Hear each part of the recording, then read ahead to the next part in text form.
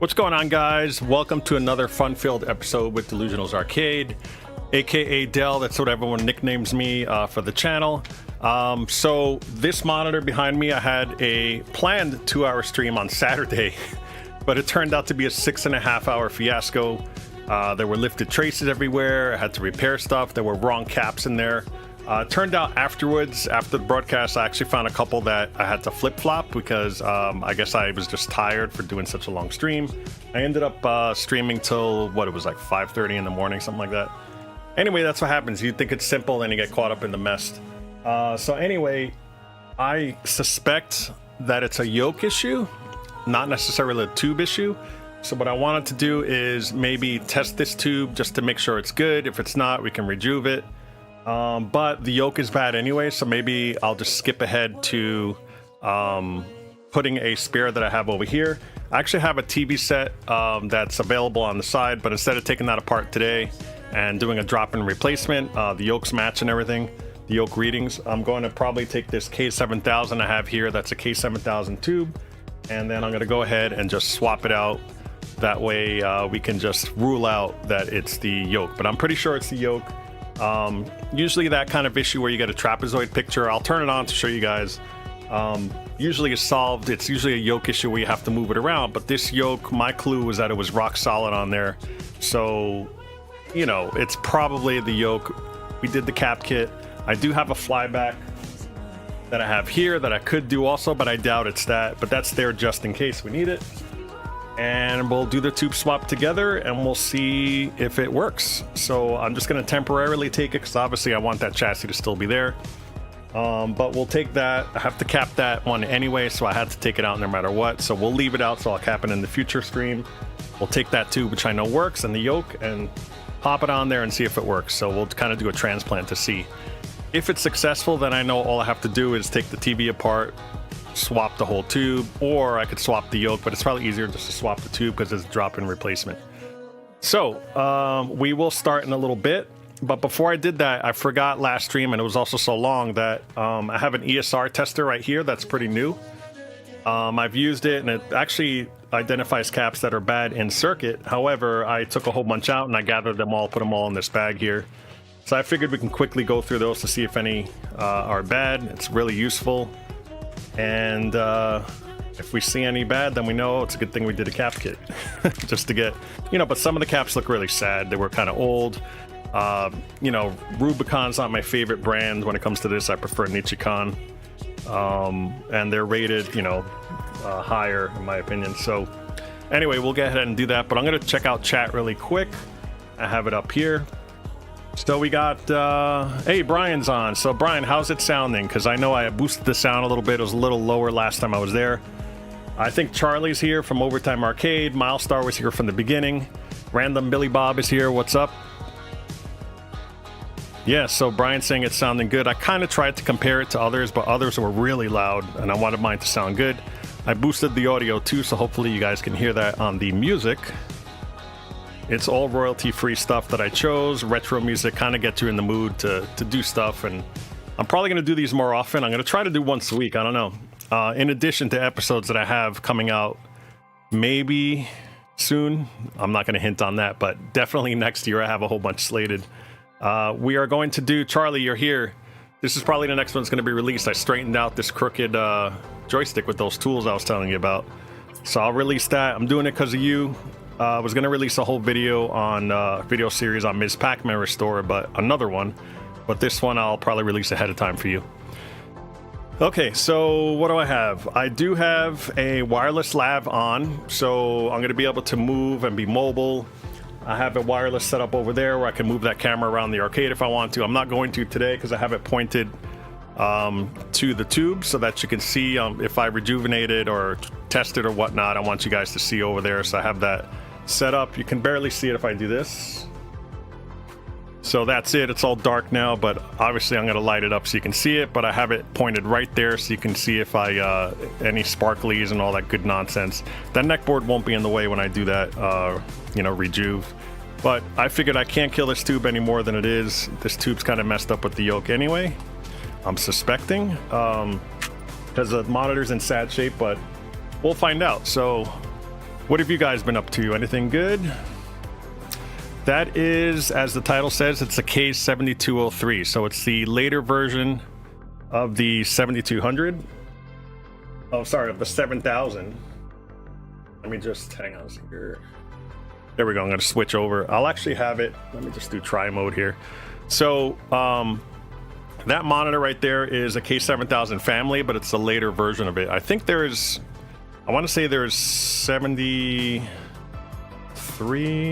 I can't remember, or maybe I'm thinking of K8000. 8000 is the latest probably, but they have like the 7400, 7500. Those are 25 inches, and then this one is a 7203, and it has a little switch on the side. I'll show it to you in a minute. I'll zoom in, but you'll see it has a little switch on the side that switches modes from 15 hertz to 17, and some of the 8-liner games which were used for these only use a proprietary, you know, like EGA. You can think of it as that. So CGA is like 15 hertz, EGA is 17, and then medium res would be like VGA or 33. But this one only goes from 15 to 17, but I have it set for 15. I was talking to Buffett on, what was it, Tuesday? He's like the tech guru when it comes to monitors.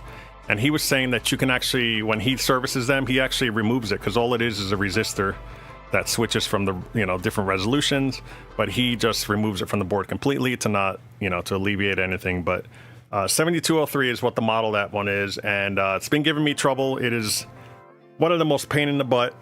I didn't know this, but one of the most pain in the butt ones is the cap. It's a lot of caps, something like 40 something caps, and they're really tiny, so the traces tend to lift, and also whoever put it on bent them both backwards, and it would essentially lift the trace up every time you desoldered it. It was terrible. So fixed a lot of traces on it, got it working, and then after the fact I went through my cap kit again and crossed everything out and realized that I had flip-flop 2. I put in a point. I remember during the stream I said I was missing a 47 microfarad, and it turned out it was 0.47, which came with the kit because I had that one left over.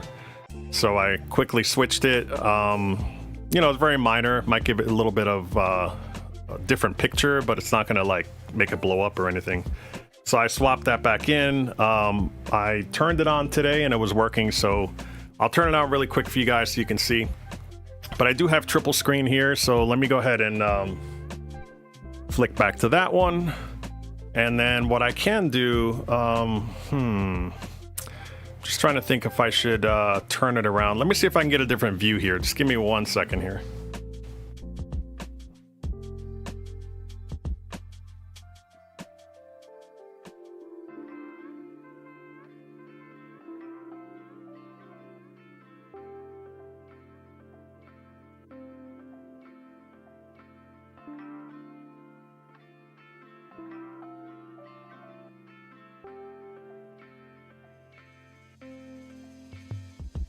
All right, so what I did was I just changed it around so that you can see it better. So hopefully you can see that. That's the back of the monitor. And I do have some lighting. Let me see if I can turn, what should I turn on? Let me turn on this one here.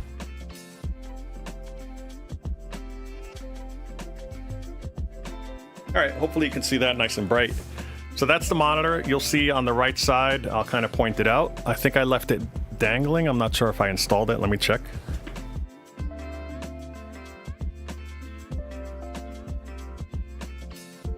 No, it's there. Let me switch mics real quick. All I have to do is disable this one.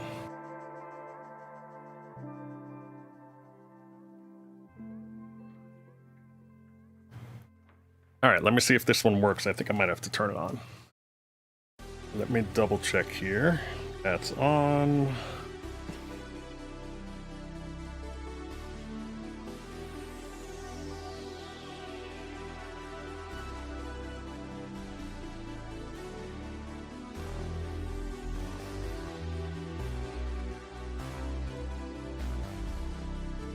Funny because I don't know, maybe 15 minutes ago I tested it, and I think I just have to reset it because I walked upstairs and it lost connection.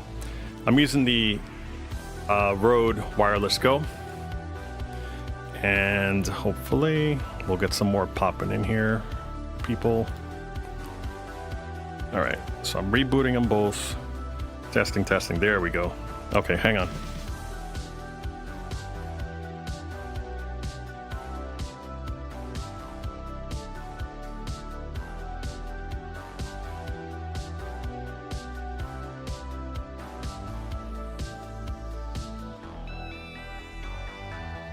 Okay, so it's not going to sound as glorious as this mic because I have this all EQ'd and nice for the podcast. So hang on 1 second.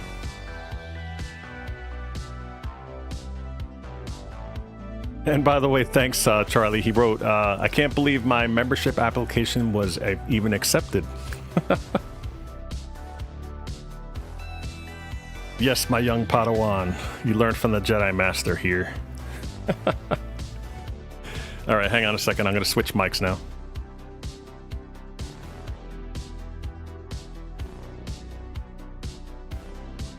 All right, so here it is. It sounds good. It's nice and loud, just a different tone to the mic. And the reason is that I can spend more time EQing it. However, we have a Rode mic versus a Elgato mic, totally different animals. One's a lav mic, one's a studio mic. So there's the difference.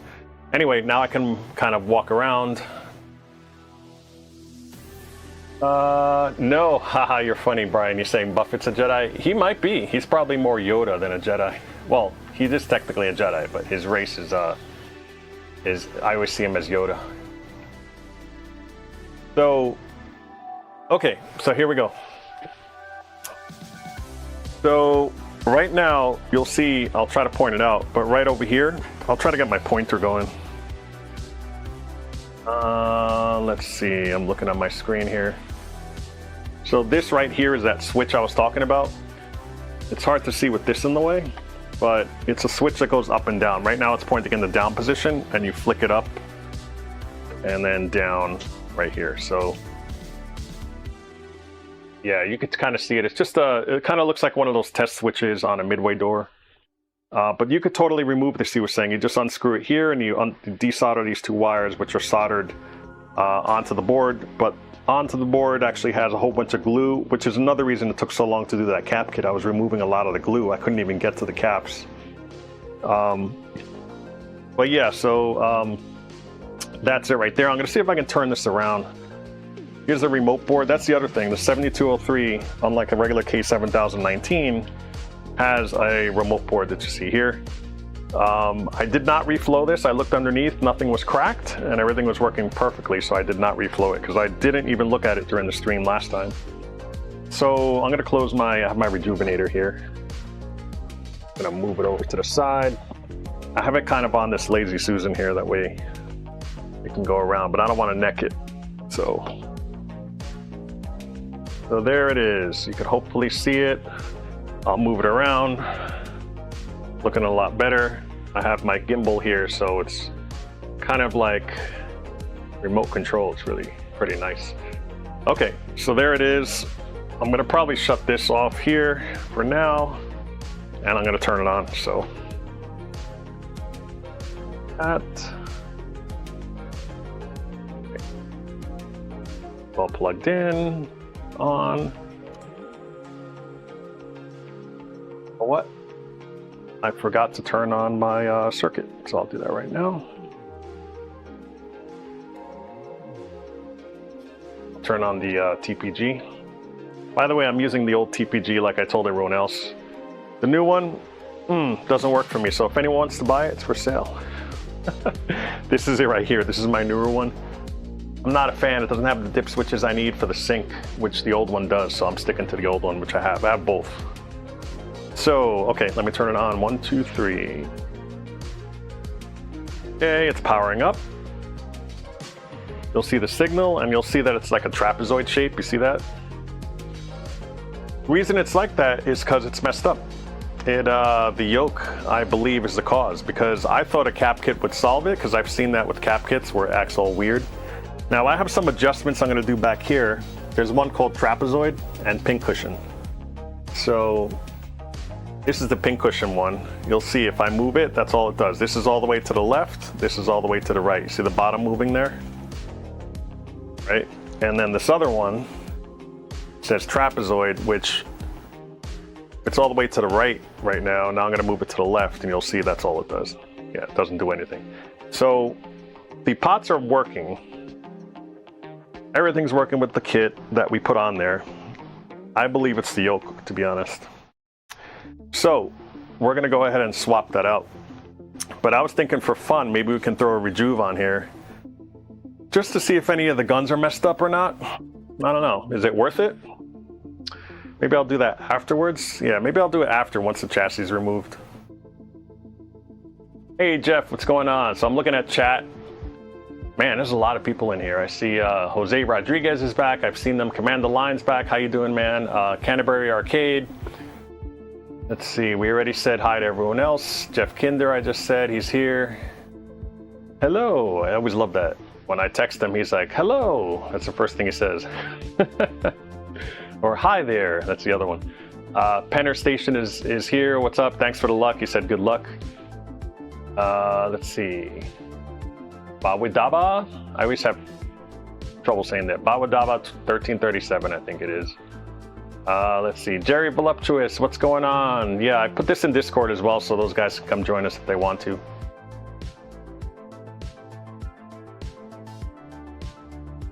Wishy Wash, I guess, 1966. Wayne from New Hampshire.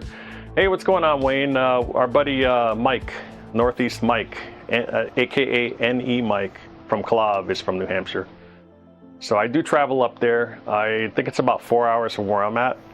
And then a lot of times also we'll go to, actually I went to Fun Spot for the first time.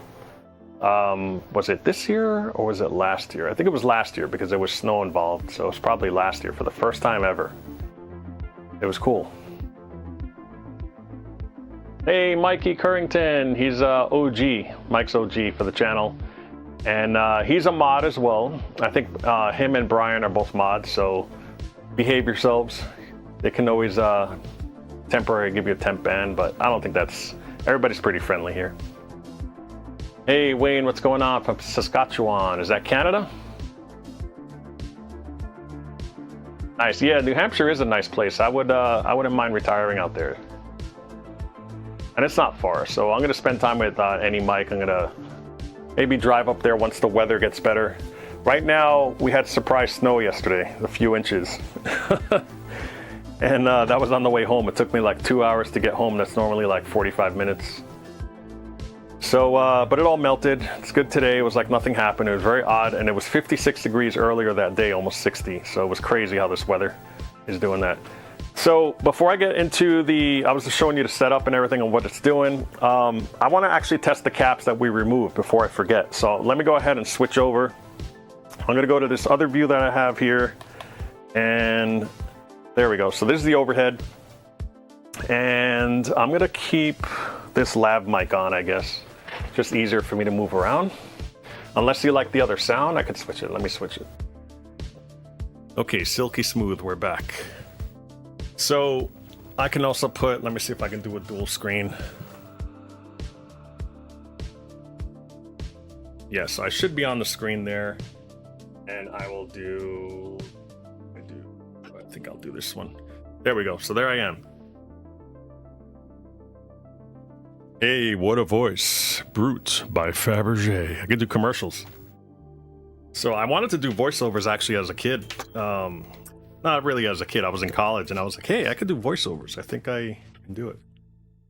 But anyway, so this is the ESR meter. So to really check to see if these are good or not, I'm not going to check the using a multimeter. You could check like the value on these and see if it matches.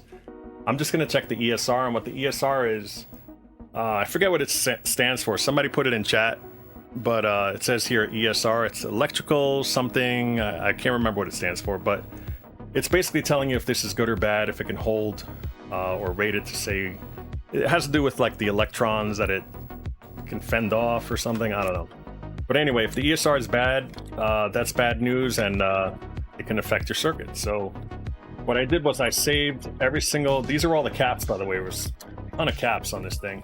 And you can see a lot of them had glue, which was really terrible. I had to yank these off, and it's also because traces were already lifting on the bottom, I had to make sure these were totally off, and then it was still stuck, so I wasn't sure if the trace was the issue, where it was still soldered on, or if this was actually keeping it on. It was just pretty tedious, but the idea is all you have to do here is you turn it on, it calibrates, and then even without looking, you can tell what this, whether it's good or bad. It actually audibly beeps a couple times. It'll beep once to discharge it. and then it kind of sits at a value here, and I'll try to zoom in while I hold it. But this value will say, basically the value of this cap, let me look here, is 220 microfarads right there. So you put it together, you look at, it doesn't matter, actually, yeah, there we go. You basically look here and it says 220, and if you go across where this one is, you go right across, it's yellow. So yellow is questionable for 220, and that's it. And that's how you see if it's good or bad. I don't even bother checking the value because this one just isn't working. So this, it was the, I believe this is the filter cap. So I usually change them regardless. I feel they're old, why not? I have it. So this one, to me, even though it's yellow, I don't see it in red. If it's in red, it'll actually beep that it's bad, but it says suspect, so it could be bad. So this one's garbage to me. I'm actually gonna chuck them in the garbage next to me as we go, and we can just keep going doing all this, and you guys can ask questions if you want. Let's see. So if you put it together, it just beeps. So I'm gonna do it again. This one is a bipolar cap. It says BP, so it does not matter which way you go. And then this one says, what was this supposed to be? I don't even know if this can do bipolar, but it says 10 microfarads. So I'm gonna look here. Let's see, 10 is right there, and I lost connection here. And 10, it says this one's good. It's within green. This has a really big green thing. It has to be really horrible for it to be red or yellow. So this is okay, but it's old. And the other one that I replaced this with was literally something like this size. It was really tiny, and I was like, whoa, is that really true? And it was crazy how big it was compared to the other one. So I'm going to toss this one. I'm going to toss all of them. I'm not going to keep these and recycle them. Some of them were like this brand here, Jamicon. It's not like it's you know, Jameco or anything like that. So this one, oh, I'm doing it backwards here. What does this say? 100 microfarads. Put it together. Oh, it's kind of 100 would be here, and it's going between the two yellows. See this here? Oh, now it's green, but it was going yellow a second ago. So this one's pretty questionable too. Garbage. So yeah, so I'm just gonna go through them really fast. This one is 2200. Put it on there. Hopefully it'll beep. There we go. Oops. And it's really hard to get them in here on this thing. It's supposed to really test in circuit. This really works great when you're testing in circuit, these clamps. So 220, that one looks like it's fine. That's what this value is, so it's good, but it has tons of glue on it. It's all sticky and gross. Garbage. All right, we'll take another Jamicon, and this one is 100 microfarads, so we'll take that. I'm gonna try to get it on there. 100, and it looks like that one is good. Yep, but it's a brand I don't like. And Mikey, what's going on? You're the king here. He's like a legend, that guy. He's the reason I had kind of strived to get into 4K stuff, and now everything's in 4K. You can see, you can like zoom in on like cool details like this. I mean, this camera is amazing. I have actually 3 of them. I have this one, the Panasonic you see that's on my face, and the one that is on the gimbal there. But you know, I take it out of my money. I think he had wanted to try to do like kind of like a fundraising thing going on, but you know, I just want to spend the money myself. I enjoy filming, shooting, being artistic, like Charlie likes to say in his video where he poked fun at me for doing that. Let's see. So here you go. It's a repair video. There you go, Charlie. So this is 330. It's kind of unusual. It says here 330. And 330 it's not even listed on here. So I don't even know what to do here.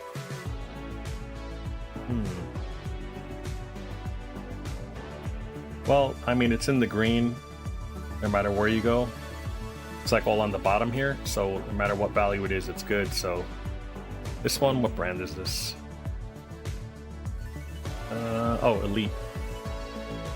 Yeah, so I like to stick to the same brand. I don't know if it matters if you use different brands. Anybody know? This one is 1,000 at no, so 1,000 UF for microfarads at 25 volts, and I can't really see the brand here. Looking, it says M. That's saying anything? I'm trying to read the fine print. No. Let's see. I don't know. So. Negative, positive, negative, positive. This is 1,000 at 25, and that says that's good. This cap. Still throwing it out. Here's another one full of glue. This is 470. So 470 is listed on here. 470 down there. It looks like this one's good as well. So if you have trouble and before you even take them out, you can do this in circuit, where you take the whole chassis out and you can test it right on there. So super useful. The only thing is it's a little pricey. I think it's like $100 for this thing. And I tried 3 of them. I tried one that was $60. I tried one that was 25, and I found that this one was the least complicated. The other one, you kept having to switch modes all the time. I'd forget to switch into that mode. So for me, this is the one that worked the best. This is 1,000, and I'm looking down on there. That's also good. Maybe I'll do a few more and then call it quits and go right to the juicy stuff with the monitor. But look, this one's caked with glue. And then this was also, half of this, don't forget, is on the PCB. So I actually took acetone and I was dissolving it off, and it kept dissolving my these things here. If you guys were in the stream, it kept dissolving these, and I had to do it really fast. But I did manage to get a lot off. Clean up the board. This is 2200. That's also good. What I'm gonna do is, like, see how we keep looking to see if it's good? You can actually take this out of the picture and just kind of put it on there, and if it beeps once, usually it's either yellow, which is suspect, or it's good, which is green. But if it's red, it'll beep differently. Let me just go through these. I know there was a couple that were bad. I tried them separately. Nope, that one's fine. This one's all full of glue. That one's good. So far they're all good, but I know for a fact some are bad. This one kind of... That one's good. See if I get the smaller values here. And I honestly still have to read the instructions on how the other thing works on here. Oh, what was that? That beeped twice, or was it me? Yeah, so that one's bad. Beeping twice. Let me see what the value is on this, just to double check it. See on the screen here. Yep. Looks like it's 47, not 0.47. Yeah, it's 47. Well, 47 would be right here. Gotta put it on there and see what the... Put it sideways. That one's fine, actually. I must have just not been hitting it right. Give me 1 second here.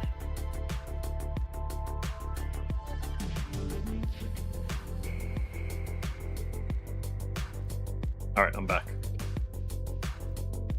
I'm just going to do these really quick. This one is not bipolar, but that one's good.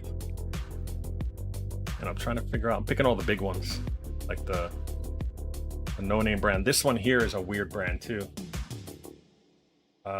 Is that Jane? Amico again?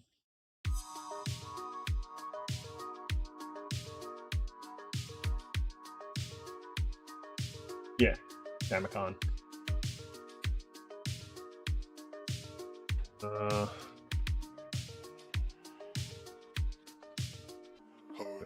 This one's bipolar. Yeah, this one's fine.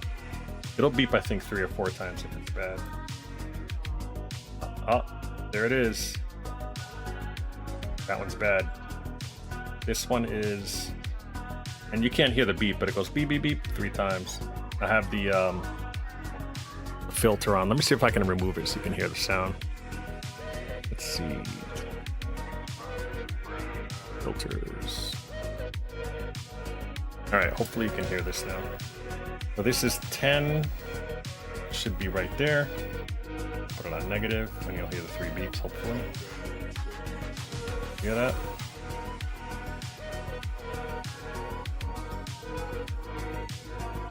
All right, so 3 times, that's bad. Let's see, again. Yeah, and you can see it's right there. It's supposed to be 10 and it's in yellow. So this is questionable or suspect, but this one's definitely bad. So I'm not gonna go through all of them, but you guys get the idea of how this thing works. I think it's great. The best part, like I said, is that you can do it in circuit. So I'll go ahead and test these later on. Put them away, and I'll just interact with chat a little bit. But thank you again, Mikey, for that $10 super chat. You guys can ask questions. I'm sure you're all having conversations with each other. Let me see.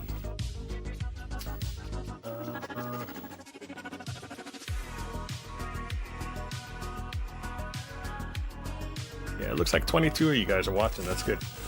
We have about 5 likes, which is good. That's also pretty up there. But if you forget, hit the like button. That way people can find out about this channel. I've been doing it, wow, 16 years, I think. Charlie was saying the other day. That's actually longer than, not that I'm comparing, but it's longer than John's Arcade. I had my channel before he did. I just wasn't posting how-tos. I kind of just posted some cabinets that I was building, and everybody kept asking me questions on the forum, so I just created videos and pointed to that. So I'm a vet on this stuff. I just try to make it a little better now, more interesting.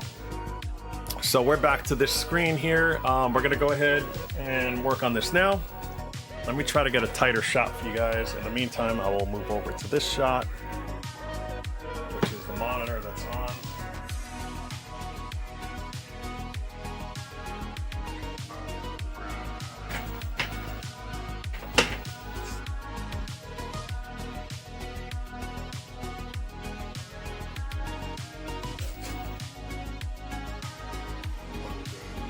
All right, I'm also gonna move the mic because I think you guys can't hear me as good.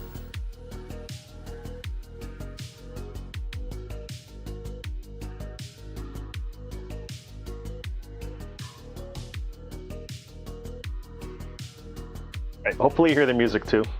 So I switched back to the lab mic, so I'm on here. That way I'm portable.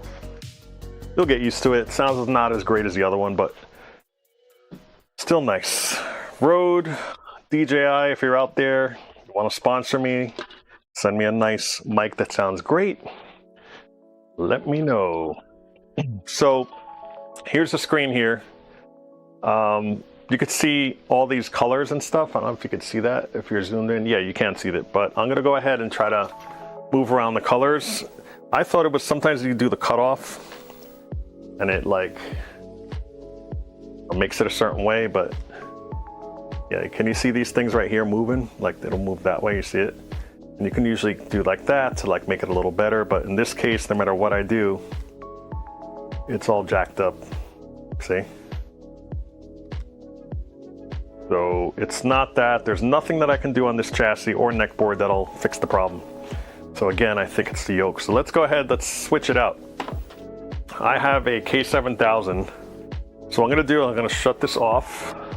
Turn off my TPG so the battery doesn't die. Okay, put that on the side. Taking it out from the back. Let's turn around this way so you guys can see. I'm just gonna remove the TPG. So I don't want the wires to get caught up in anything. So now we'll just turn this around. And I'll get you some light in a second. All right. Maybe I'll zoom out a little bit. Ah, that's good. I think it's fine. Cool. So these you don't really have to discharge, but I tell everybody to discharge every monitor you come across just in case. But this is a K7000, and usually these are self-discharging monitors. Well, they'll bleed out over time. You just wait a few minutes and it'll be good to go. It's not like the 4900 or the G07 or the 4600. So you just do this. Right now I have a clip that's on ground. I put it there for a second and then I'm good. So this one for sure, let me just look to see how it's in there. Can't really see.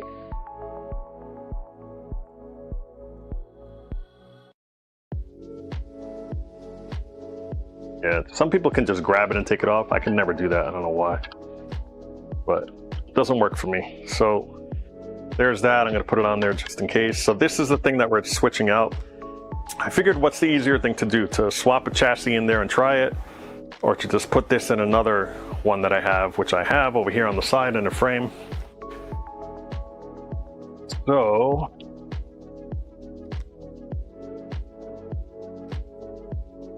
we're going to take the neck off. I could feel it was a little hot. This is unplugged. And I'm going to take out the degauss circuit here. And then let me just remember here, this is red to the right and yellow to the right. Okay.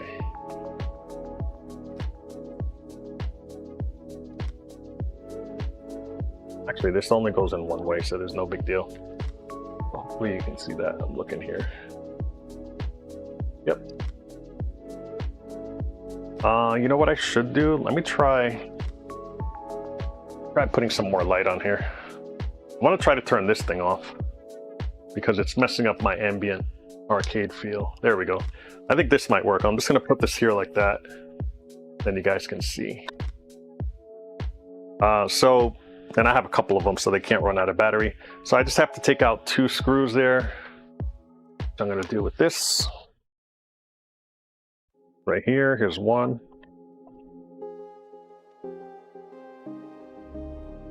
Other one.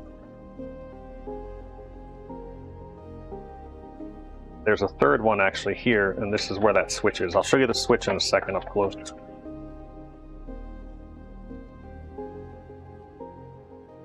So I'll put these in that magnetic bowl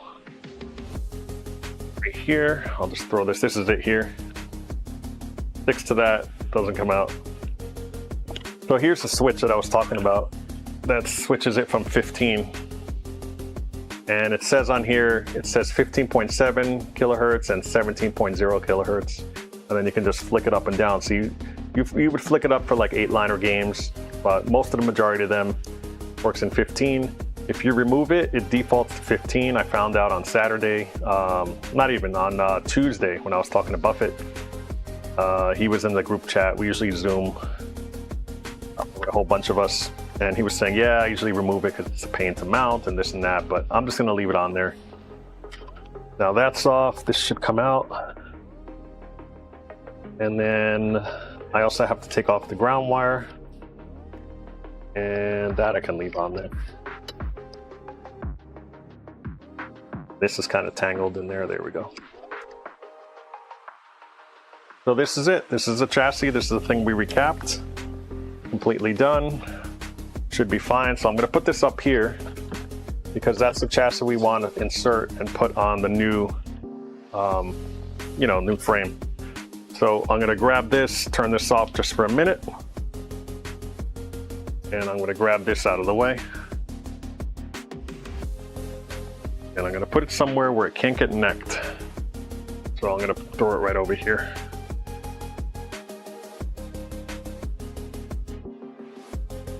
All right, let's grab this other one here.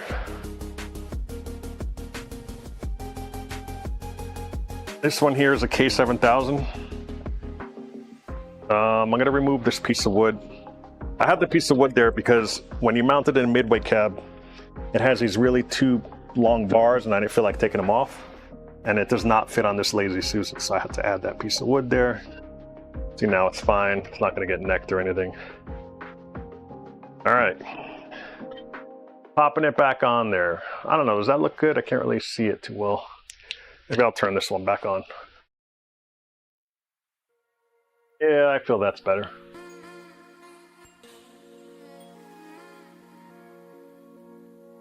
By the way, thank you, Charlie, for the 1999 on sale chat, the on sale super chat, but I appreciate it. He put cheers to 16 great years. Thank you very much. And then Jerry gave me $9.99. Thank you so much. Here's to 16 more. You guys must have Black Friday on your mind there. I think it's cool that it's $9.99 and not like a flat. That's awesome, guys. But thank you so much. So Mikey, Jerry, and Charlie from Overtime. That's so nice of you guys to do that. And everything goes back in the channel. I do this for fun. I have a real job where make a decent living, actually, and that's my problem, is I'm always working or commuting or traveling or something. So anyway, let's get back to this. So here it is. This I can discharge really fast. I always say when in doubt, do it. It takes an extra second, but this one I know for a fact it's not going to need it. And there you go. And then I will get in there. I think it's going up and down, going in this direction.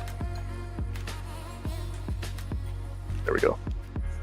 I'll put it on there again. Takes an extra, what, 10 seconds to do it? Just to check.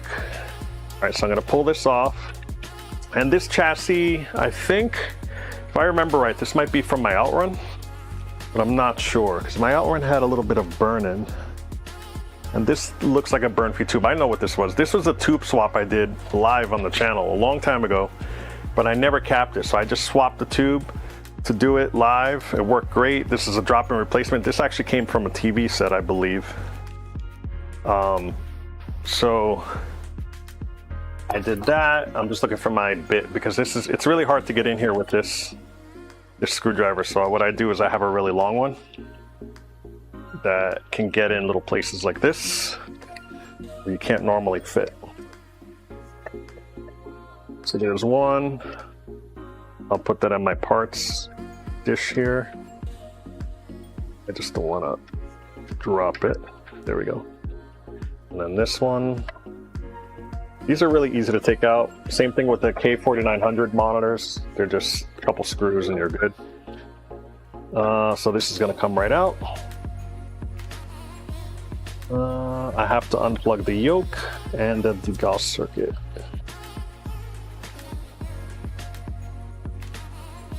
Oh, also the ground. So what I usually do when I cut them, I know I worked on this because, man, this really is hard to take out. There we go. But I usually put connectors on them so I can put them together after I cut it. So now the yoke, and you could see I kind of did a crappy job actually. But I had split the two in half. So I have the vertical and the horizontal. And you can either do it this way or the other way. I've just got to remember that the red was on the right and the yellow was on the right. But anyway, I butt connected them all together. This is probably the laziest job you could see. But now I actually have these connectors where I can crimp them properly. I'll crimp everything on there, just put them on bare without the connector housing, and then figure out what it is and then put it properly into it and then put it in as one piece. But I have all these connectors, but typically they're actually made so you can just snap them and then turn them around if they're flipped upside down or something. So that's how it's going to go in. So we're going to use this. I'm going to take this, probably put it on my bench for a future cap. I'm going to cut to the bench really fast, but these are, you could tell they're just older caps, you see.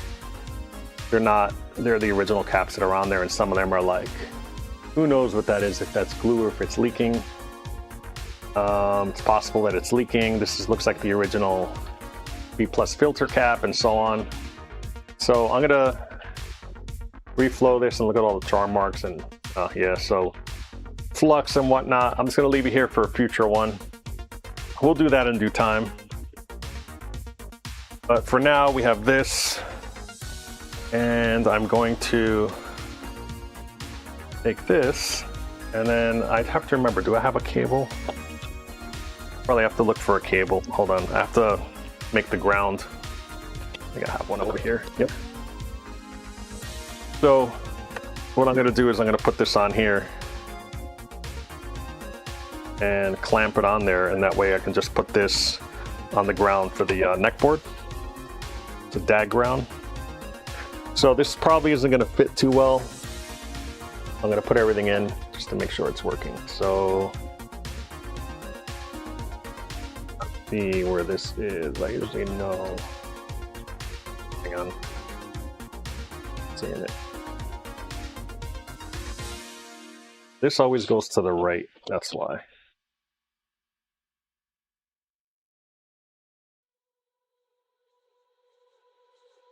Goes to the back. This here, this is a weird, I learned this from Buffett as well, and I'll show you really quick, but this flyback has like this brown wire that goes directly to the chassis here, and it's kind of like zip tied. You see that zip tie right there?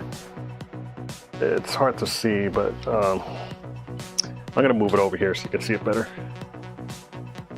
But here, you can see there's a, it's lit better too, but you see like there's like a zip tie on that? That's actually wrapped around that core. You see this right here? There's a core on the actual flyback and it needs to be wrapped around.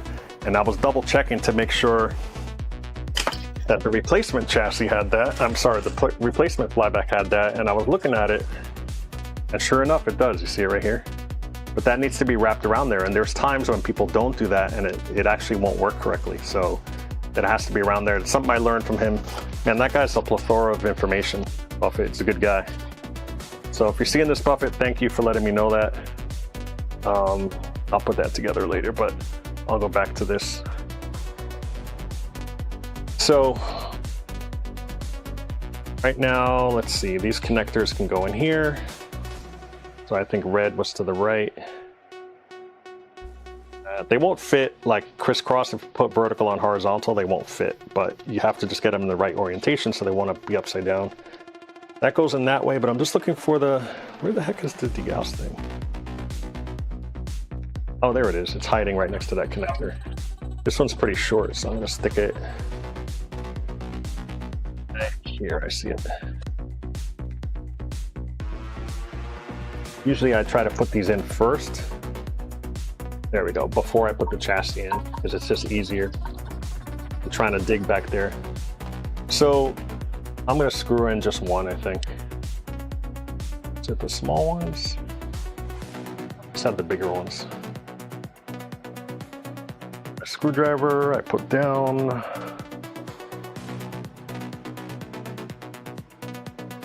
don't know what it did with it. Oh, here it is. I couldn't find this thing, guys. This thing is huge. So I'm just gonna secure it with one here. Not necessary, but I'm gonna do it anyway. And then before I connect it back to the anode cup, I always like to, this can actually charge when it's not connected. If it's connected, it'll discharge, but if it's not, sometimes the static electricity after you turn it off will make it spark. But in this case, it's not, we're fine. Stick this on here. And it's in there, you just let it fall, and then you kind of give it a little wiggle. Just make sure it's secure because it could pop off if you don't put it on right. That's on there. Let's see, we need the ground wire for the DAG, which is right here, which goes on this connector. I will put underneath.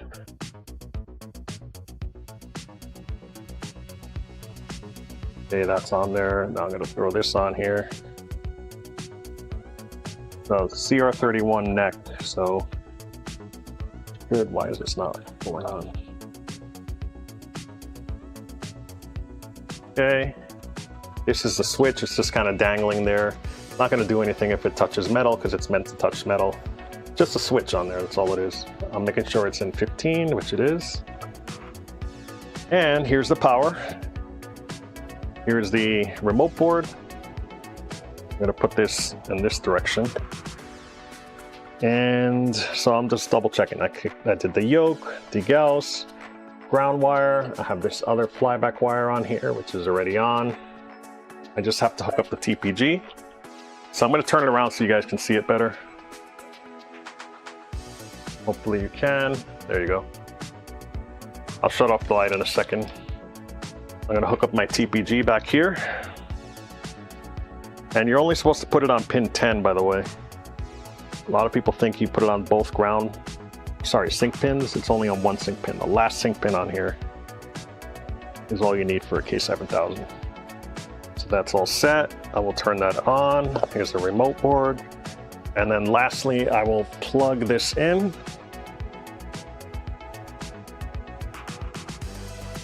All right. I'm gonna turn it on. Ready? 3, 2, 1, go. Just power it up. And look at that. Perfect image. So it was the yoke. Man, what a relief is all I gotta say, because I was stressing it out, thinking that I did something wrong, that I wasted money on a cap kit. So this is where we pop the champagne. Thank God. I'm gonna adjust it out while I'm here. Looks like it's just a little off, so I'm gonna do the cutoff. Be like here. Yep, that looks way better there. This one here, I'm just gonna fix a little bit. Yeah, that looks perfect. So I'm gonna cycle through the different settings on here. That looks great. That looks amazing. So this tube, I know for a fact, the reason it looks so red and great is because it's a donor tube. It's actually taken from a TV. So I know for a fact that this is really good. And I think it's trying to lose focus here. So I'm gonna try to turn it on. It shouldn't be that much washed out. Yeah, so I'll leave the light on so it'll focus, because it was having trouble trying to focus on something. The refresh rate should look good. There's no like weird artifacts. Yeah, looks good, I agree. And then I am also gonna look at the trapezoid settings, which I believe were, it's hard because it's buried, because this chassis, this frame is a little weird, but I believe it's on this side. Yes, there it is. All right, so let's see. If I turn this, I actually have to probably go to a different test screen here.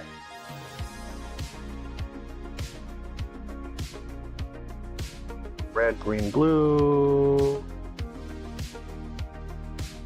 Green, here it is. So I just have to adjust it out. But I'm just looking for the bowing on the ends, and I don't see any. Oh, there it is. See? That's how it was on the other one. And now I can just put it back to what it's supposed to be. That looks good there. And then the trapezoid, which I can't see, it's too dark. I have to use my flashlight once more.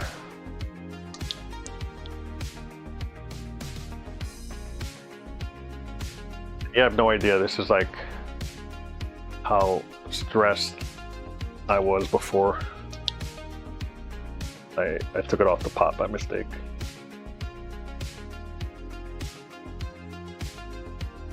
Yeah, so that looks good right there. See how the bottom was like a trapezoid? So that's really supposed to just do that, where you just see it right now on the end here, it's touching the end. But then when you go like this, it kind of pulls it away, see? And it does the same on the top here, where it's like about an inch space, and then you go like that and it fixes it. So I'm looking to line it up. It looks like right there is good. And by the way, I'm using this super long thing that I got through Klob. I actually helped one of the guys research which one he needed. I can't remember the brand name offhand, but you'll see if I were to zoom in here. You see it right there. That's the model number. GC Electronics, that's what it is. So it's GC2605L. And these are super hard to find. They discontinued these a long time ago, but these are like about a foot long. So, you know, it beats doing something like, let's say, you know, with this shorter one. It's way longer in comparison, you could see. So these are awesome.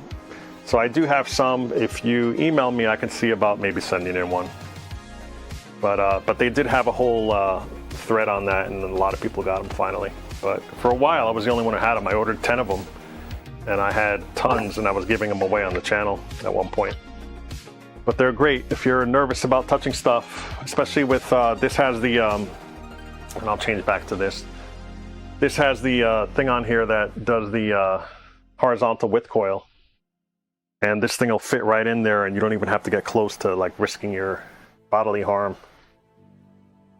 So I'm looking to see if I find it on this one, but I usually don't touch that. If it looks fine, I leave it alone. Because I do not want to break that thing. You can't replace them on these chassis. Any K7000, I don't think they have replacement. Maybe K7000A, I'm not sure.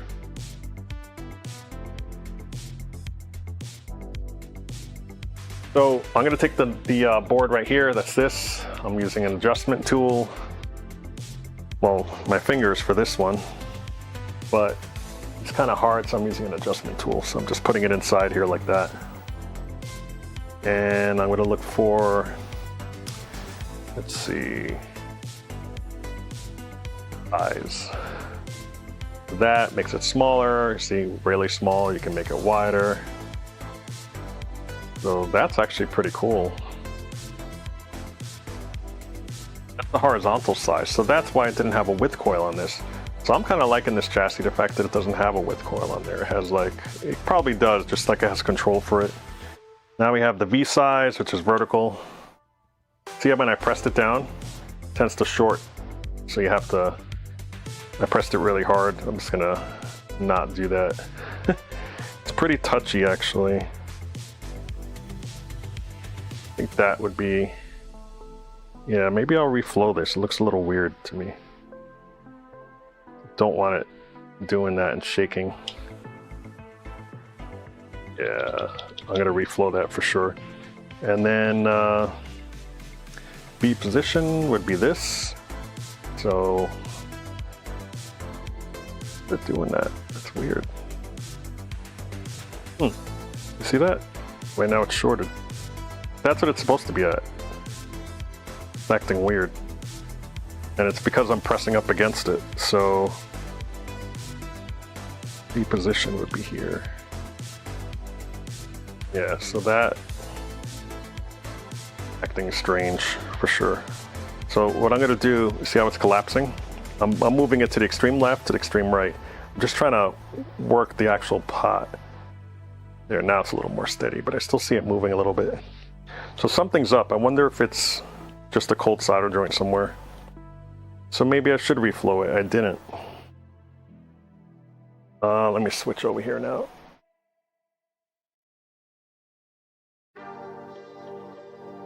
Great otherwise. Can't complain. So it is definitely the tube. So I'm gonna have to, I don't like that jitter at all. So why don't we do that? We'll throw this on the bench. We'll see if we can reflow this connector here, this remote board, and then we'll take it from there. So I'm gonna shut it off. I'm gonna switch back to me. I'll switch back to, turn this off. Okay, I'm gonna put this on the side. And by the way, you can get some apparel at Delusional's Arcade Apparel Shop. I actually lowered prices a lot. I pretty much put it to cost. I felt they were a little too pricey. I got an email that they were raising prices. And I said, no, I'm not doing that. And I actually lowered them all to pretty much cost. So they're like 20 bucks a shirt. Sometimes you get free shipping. Sometimes you get 20% off. I just want the brand, you know, in your hands. I really don't care really to make money on that. So that's why I decided, you know, I had set the default prices before, whatever they suggested, but now I purposely lowered everything. So everything in the entire store is very economical. Okay, so I will take this out. There's an easy way to do it. I'm just gonna, these little plastic pieces pop right out. And then I'm gonna unplug it and reflow it. If I can get it out. These connectors are a pain. It's coming out slowly. I think what I'm gonna do is take a screwdriver and just shimmy it up.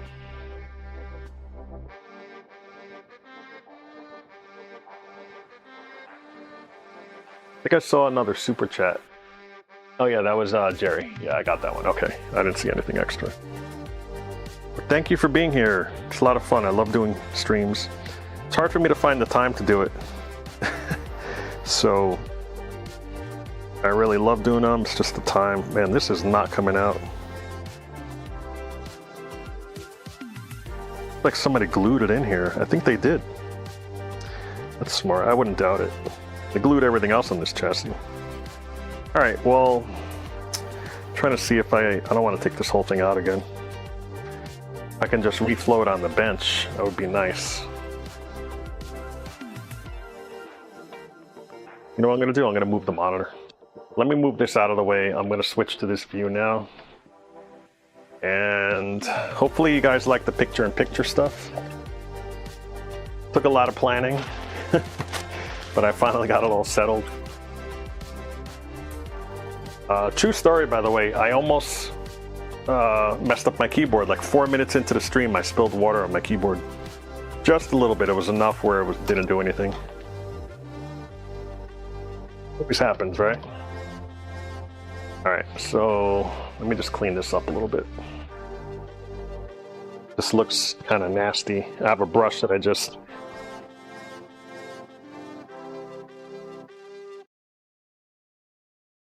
The other screwdriver I can put back. All right, so I'm gonna try to bring this thing over here. I gotta unplug it. I'm gonna unplug the TPG. And I'm gonna bring this thing.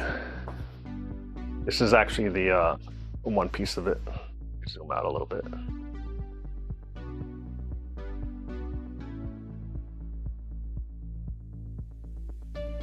Gonna leave all this on. So here it is. Let's try to put it on the side here. I hope it doesn't screw up my focus actually. Where it's trying to focus on this because it's taller. I'm trying to put it out of the frame here. I just want to be able to get to this without taking everything apart, and I think I did it.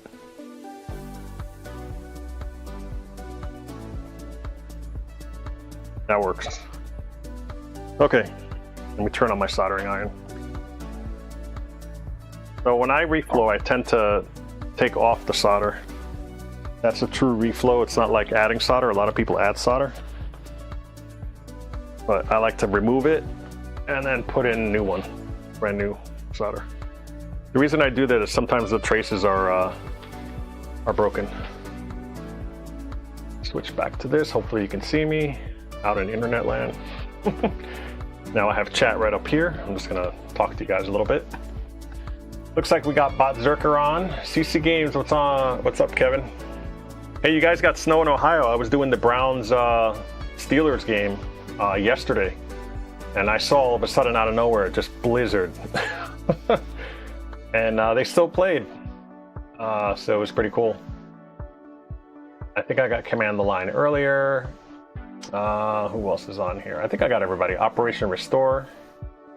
Nice. Yeah, it's similar to the 7500, this monitor. Oh man, I'm so glad this thing worked. So it's kind of bummer that I have the yoke, but it's not the tube. Oh, maybe we'll test the tube. Yeah, Toledo, exactly. Yep, that's where it was snowing. Last night, man, getting home, it snowed in New Jersey. It was only like 1 to 3 inches, but it was such a shock to everybody and such a surprise. We were supposed to get thunderstorms only. And the roads were untreated, so it was like skiing going home. There was a few accidents, actually. Some guy wiped out on the highway, another guy, there was a big accident with a multi-car on the other side. But luckily I got home okay. It took me about 2 hours for normally a 45-minute ride. All right, let me zoom in on this. I'm just letting the stuff warm up. Okay, that looks fine. So this is what I want to reflow here. Yeah, I knew it was trying to focus on this. I was like, oh no, it's gonna do it. Trying to move it without it. There we go. I think that'll do it. There we go. Yeah. So I'm gonna go ahead and take this out. Let me get my magnifiers. And I think I can switch back to this other mic now that you guys like, that you prefer. Okay, I'm back to this other mic. Sounds way better. So these are my diopters. Any mic, I give you credit for this. These things are awesome, man. And I even have the light here, which you flick on, super bright, lets you see everything. So if you see a flashlight, that's this thing. And it's a lifesaver. You can put it on if you have glasses, no glasses, doesn't matter. It fits over anything on your head. All right. I'm not gonna, a lot of times I'll put solder on first. Maybe I'll do that. I'll just quickly put solder on. I really hate this pencil. It keeps tangling up. This is a new Hako that I got, but this thing tangles up all the time. I may actually swap it. Next time you see the stream, I'm probably going to swap it out. I have a the older one that I had that never tangled. It's technically a bootleg, but it works better than the original, believe it or not. Oh, by the way, I forgot to tell you, before I even did anything, I wrote this down. I wrote this in the stream last time. The horizontal on this monitor was 4.6 ohms and the vertical was 14.9. I actually tested the yoke. And the new compatible one was around like 3.9 and like, you know, 13.6 or something like that. So it was very close, so I knew it was compatible. So I knew I could do the test. But you always have to check. You can't just, you know, put it on willy-nilly and then just your chassis blows up. All right, let's see if I can get in here.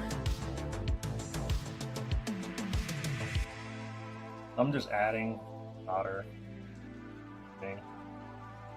That should be enough for the reflow, but I don't know, I like to remove it.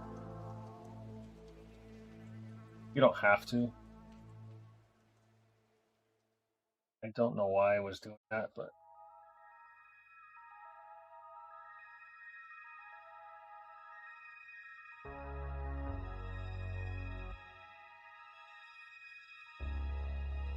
solder, so it's fresh. This has flux on it.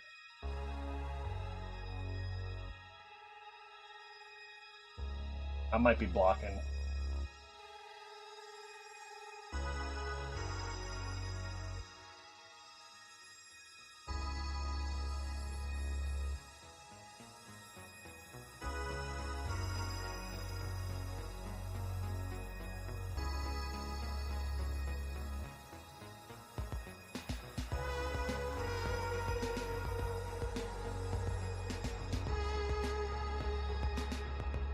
Also, forgive me, I don't see as well as I used to.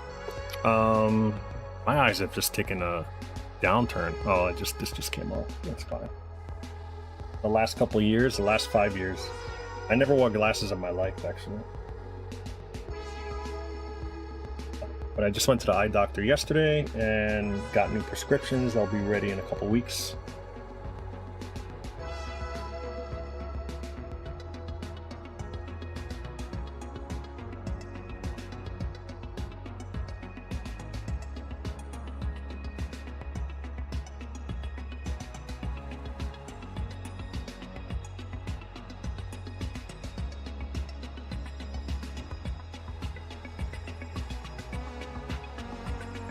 Alright, I'll put it on every single point on there.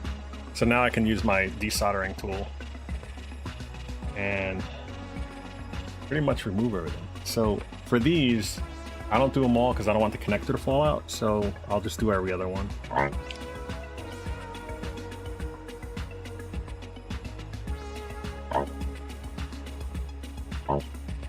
By the way, Hako I feel is better than Weller, but everybody has their opinion on that. I think it's a tiny bit more expensive to get tips on these, but I feel the quality of their product is really good. Let me get one of these here while I'm at it.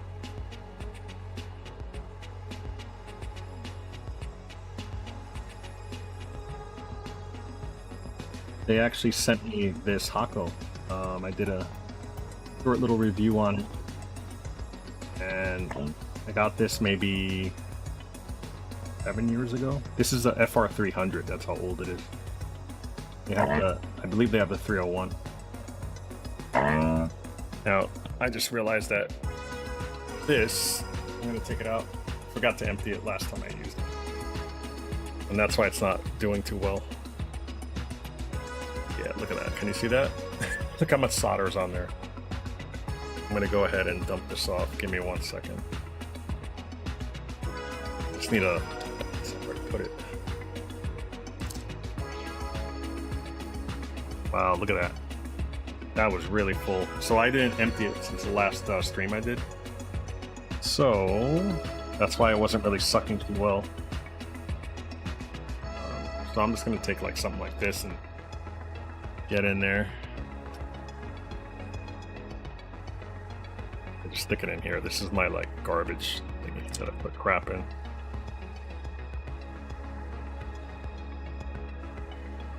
And then you can actually knock this out. There we go. You can see the big chunk. See that? Look how big that solder thing is. Crazy. Alright, it probably needs a new filter, but I'm not going to change it right now. I'm in the middle of a stream, I can't be changing filters. That's good enough.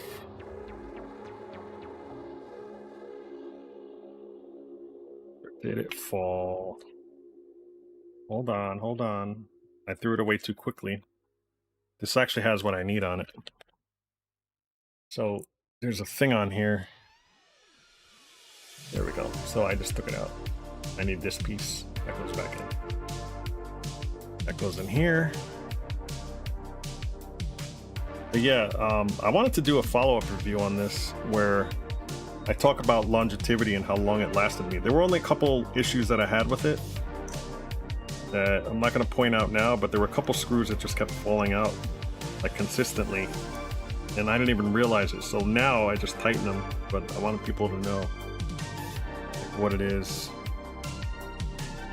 That's fine. All right, so now I can put this back, and then I need to take this off. Look at that. Like a chunk. There we go. And it's a little bit clogged, so I got to get that out too. Man, no idea I was going to do this here in the stream. There we go. So this should drill. Yep, it's like a drill that's manual. And usually this. How to clean your soldering iron. It's actually pretty easy. You just press and turn. This thing holds really hot stuff. And then I think I need pliers, but I don't think I brought them. I'll try using this. Yeah, so I'm gonna dump this somewhere where it can fall and not hurt anybody. This thing is heat proof, but I don't like it on here. It makes marks. Well, it makes like char marks. All right, so that's open. Stick this in here. You can buy these accessories directly from Paco. And then I'm just cleaning it out, moving it in and out. It's kind of like a drill in case it gets stuck. Okay. Now I'm gonna stick this back on. This is still hot. Like, I found out the hard way when you touch this thing. I think it's cool, but it's not. This is how it's supposed to go. This is supposed to go in here, and it's supposed to screw in onto here. Okay, I think that's it. And then you just push and turn. Now it's on. All right. That sounds good. Put this on. And it's like a gun. You kind of just decide. Now it's good to go. Now it should be sucking better than it was before. Sorry about that. I thought it was clean. I forgot to change it.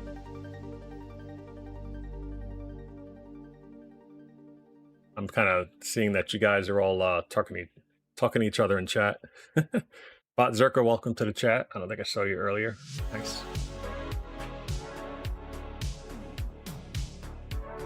Yeah, you know, Brian, this mist pack that I worked on was completely rusted inside. Like, it even had white mold that I had to clean it out. And I have a series coming up, a mist pack restoration, where I had to deep clean everything with the vapor rust, and I have a tumbler, and I did everything, and now it's looking perfect. It looks brand new. It's actually nicer than mine. And we're heading over to her house tomorrow, so I wanted to deliver it. Oh yeah, way better. You can hear the difference. Nice. All right, I can zoom in a little bit. Those, I'm gonna take a couple of these out.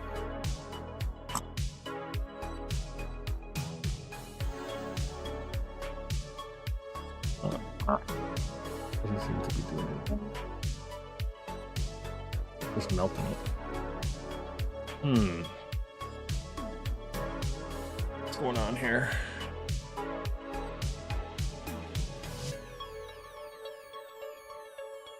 I think it might be, I didn't put it in right. Yeah, that's what it was. The reason I didn't put it in right is because I just realized there's a ton of stuff. You see these like solder thingies? That was blocking it from, see that? I don't know if you, there you go. I just took that out. That was blocking it from getting the suction correct on this thing. Let me just take everything out. Man, that thing is really dirty. See, the 7203 is messing up my equipment. I'm just kidding. All right, that should be fine now, and then that should stay right on there. Now it's airtight. Yeah, I saw a puff of smoke. That means the air is going through. Let's see now.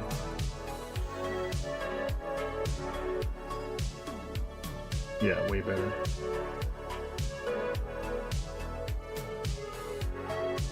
I'm leaving the end tacked on. I was gonna do every other one, but I don't need to. I can just do this. Okay. And then this one.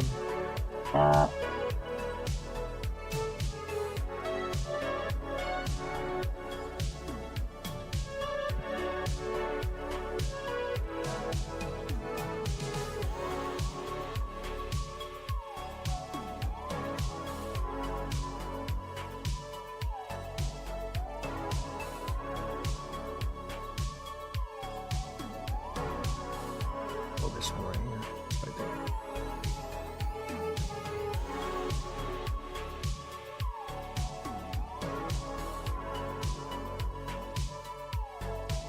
I think I got most of them without having them fall off. Don't want them to fall out. This one here. All right. Now I'm just gonna reflow it, put it all back.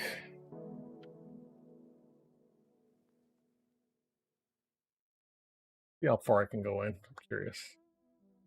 Oh, that's not bad. You could see how I removed most of them, but I kept like the ends on there so it wouldn't fall out. I do not want it to fall out.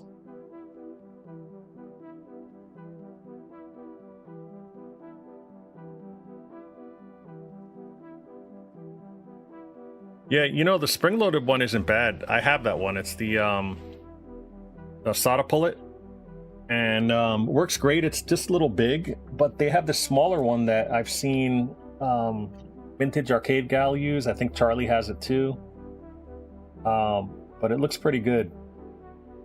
And it has the same strength, and it's just a lot more compact. I don't know, maybe I'll invest in that one. That one's good if you're working on like big, sometimes like this soldering iron has issues unless you have the big bits. You know, to take stuff out, you have to change the bits around, and it's a pain in the ass just for a couple bigger ones, like on a, what is it, the, I think I did it on this one, the K7203. I was doing the flyback and reflowing everything, and when I was removing the solder, I couldn't fit the nozzle over the actual solder point, or the, you know, the top part of it, the component. So I had to do it from the side, but in a pinch, you can just use solder pullet and get it out, and you're good. I have my face in here, so I'm not sure. Hopefully you can see it. I have my face pretty close here. I don't remember which ones I did.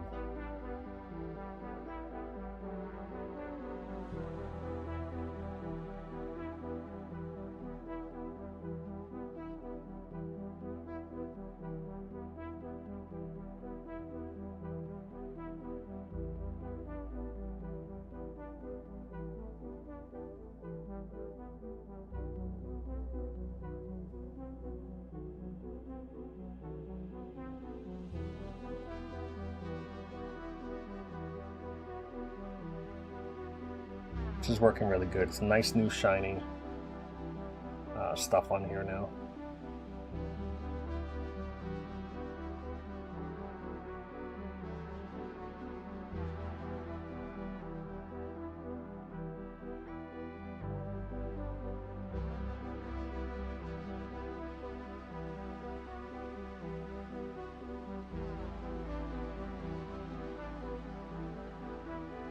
All right, let me just take off a couple more that I saw I missed. Those are old. I think it's this one. And this one.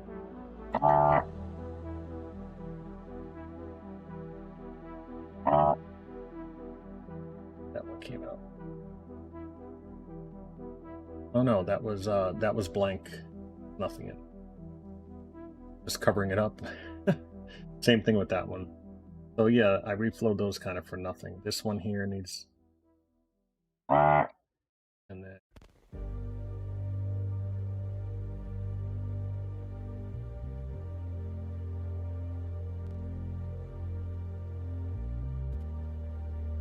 And then I know this N one I didn't take out, so...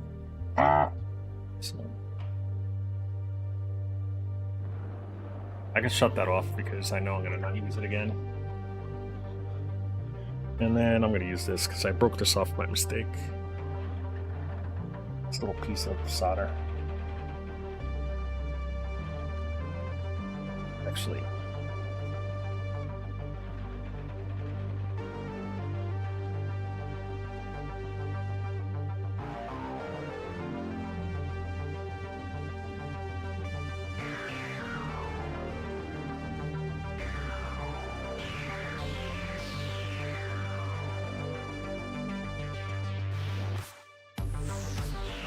One that I took out.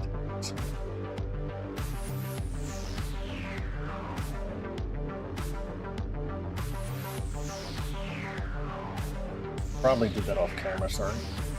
Trying to figure out where this is. So I'm just taking these and just reshaping them really fast.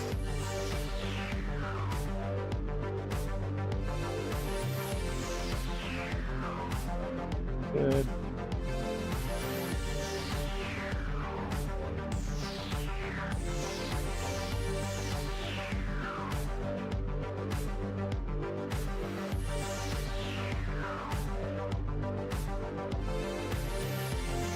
Inspecting it by going around.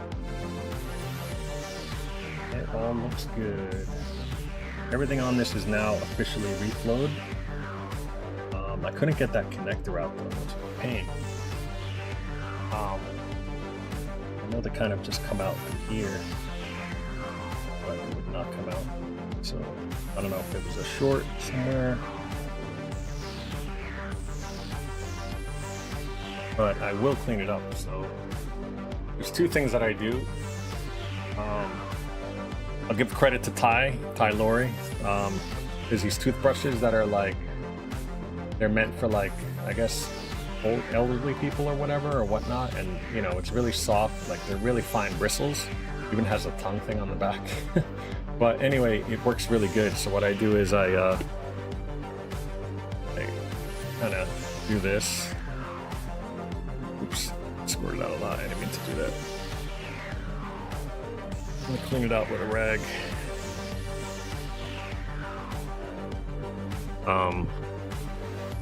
And then you just take it and kind of just go all along it like this. And it gets in between everything without really, it's so soft, it's barely brushing it. It's like wiping it with a swab, but really thorough, and there's no like cotton left over. And then I'll take like a rag like this or something, and you just go over it on the back. Kind of cleans your brush too. And then you have a brand new looking, beautiful PCB. So I'm gonna put this away. It has like these cool little things to protect the bristles there. I have one in black, I have one in white, and I think I have two more in my tool area in the other room. All right, that looks good. So we'll test it and see. I'm not quite sure. I'm gonna inspect these. Sometimes these are broken. Like you can look like right over here, see on the side, you see they're bent up. Sometimes they're like really snapped, and you can actually have to solder them together. This one looks pretty good, but I'm not gonna mess with it. That looks fine, that looks fine. Looks fine. Good, and that looks good. I'm just making sure they're not split or broken. Alright, so theoretically that should work. I'll take some rubbing alcohol. That's all I have here with me. I'm just going to clean this out a little bit. It's kind of dirty. I don't have to, but I just want to. Alright, and then this just kind of just slides right in here like that. Open this up, and it just snaps in. Alright, so we're done. Now I can go back, putting this thing where it belongs. So this is how the diopter looks, if you're curious. Very fashionable. But I like it because you could still, it doesn't mess up your hair. It might give you like a slight sweaty forehead for a little bit, because it has this nice padding here. But works great, goes right over your glasses and cavity.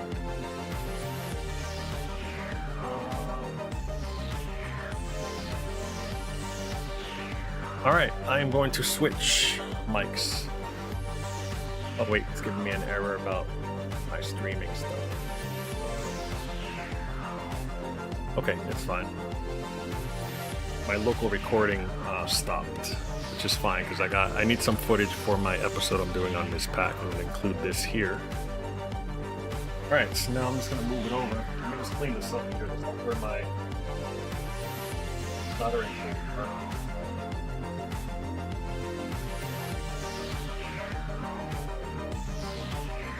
Peace.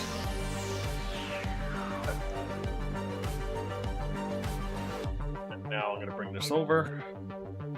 I didn't mean to put that away. I'm going to be super careful not to nick it. So I'm going to actually switch over to 3. I'll do the triple. Have every single angle possible. Here.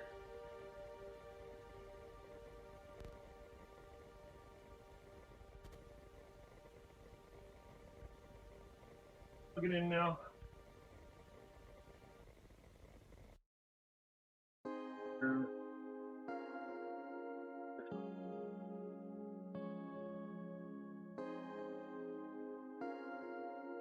It's a fun one, like I can show you the little sparkly. Like it's good. Make sure that the ground wire didn't pop.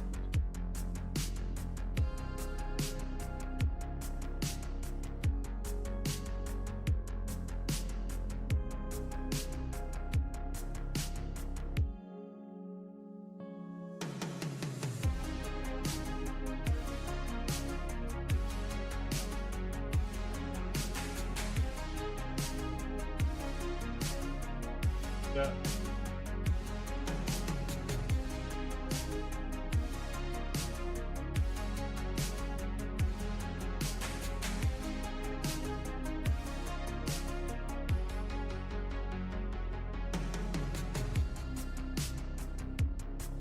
You guys can hear me, right? Oh, I didn't switch it over. Sorry about that. There you go. Now you can hear me a little clearer. So, man, I was like talking to myself. I apologize. All right, everything's good. Let's see if we see it on the camera there. All right, I wish I had split view. I don't think I can do 1 and 3. I got to build that for next time. I'll build one similar to this. There's this one here, and then there's a reverse. And then I have to do, oh wait, I do have 1 and 3. Never mind. See, I thought of everything. Okay, I'm gonna turn it on. Let me turn off my soldering iron though. There we go. Okay, 3, 2, 1. Firing up.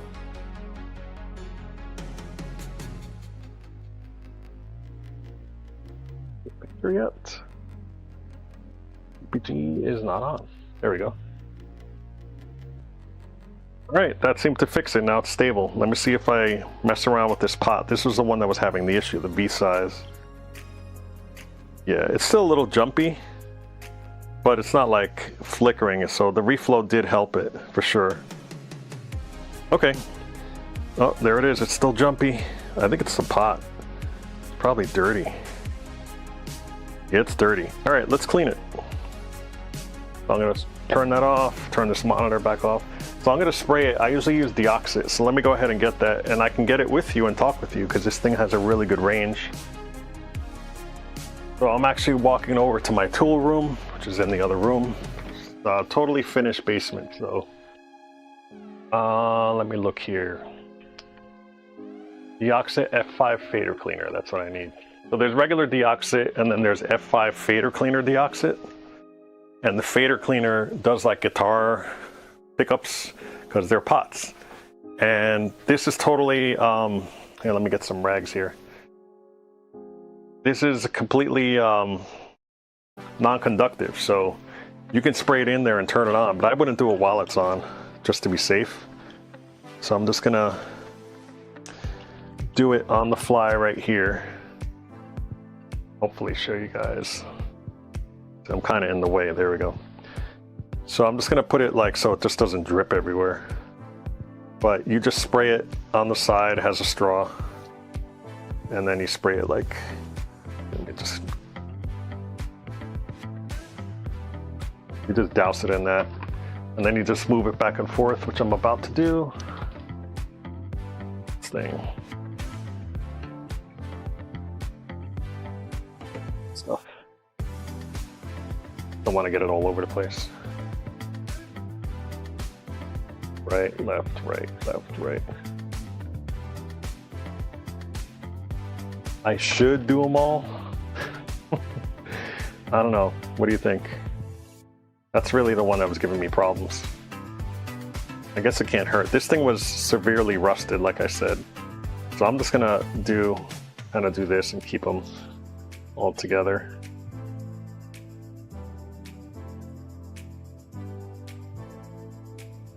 I'm gonna have to readjust everything because of that.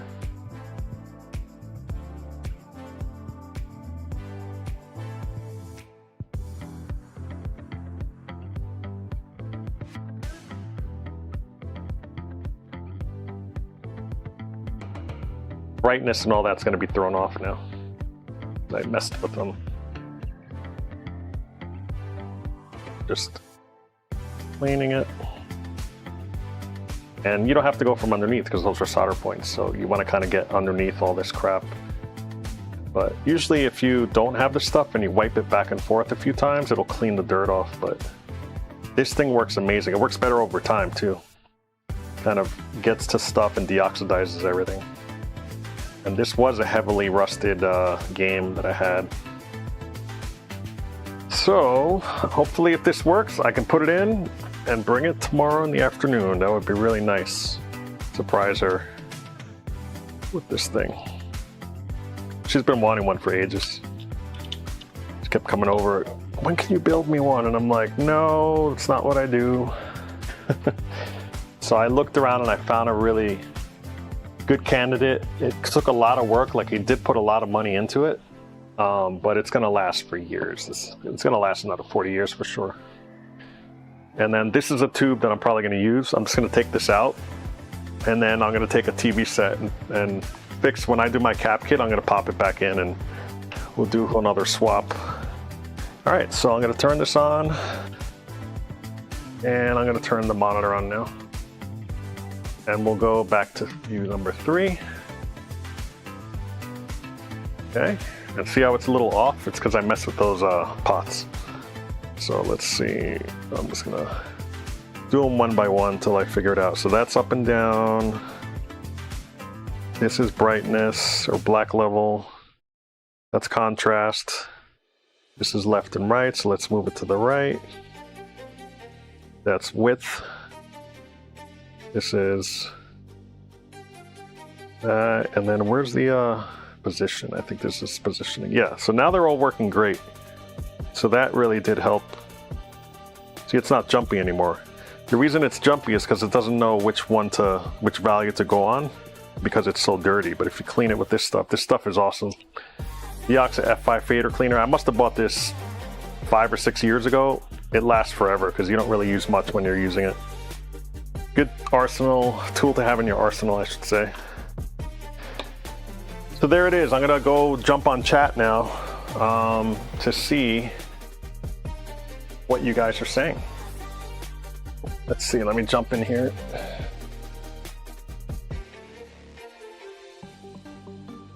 How's the music sound? Is it good? Good volume? Too loud? Too not loud enough? I feel it's perfect. I did some tests earlier today. Yeah, Deoxit is liquid gold, XGA303, you're right. Man, this thing is filthy. I'm trying to catch everything and clean my area from this solder. I'll probably vacuum after the stream. But I got most of it. I have a brush that I use for that. Yeah, my hair got a little messed up with the taking it off, but whatever, I don't care. All right, perfect volume, nice. Oh, let me go to my golden voice again. Here we go. Okay, how's that? Way better, right? So that was the wireless lav that I have on. Did I type something by mistake?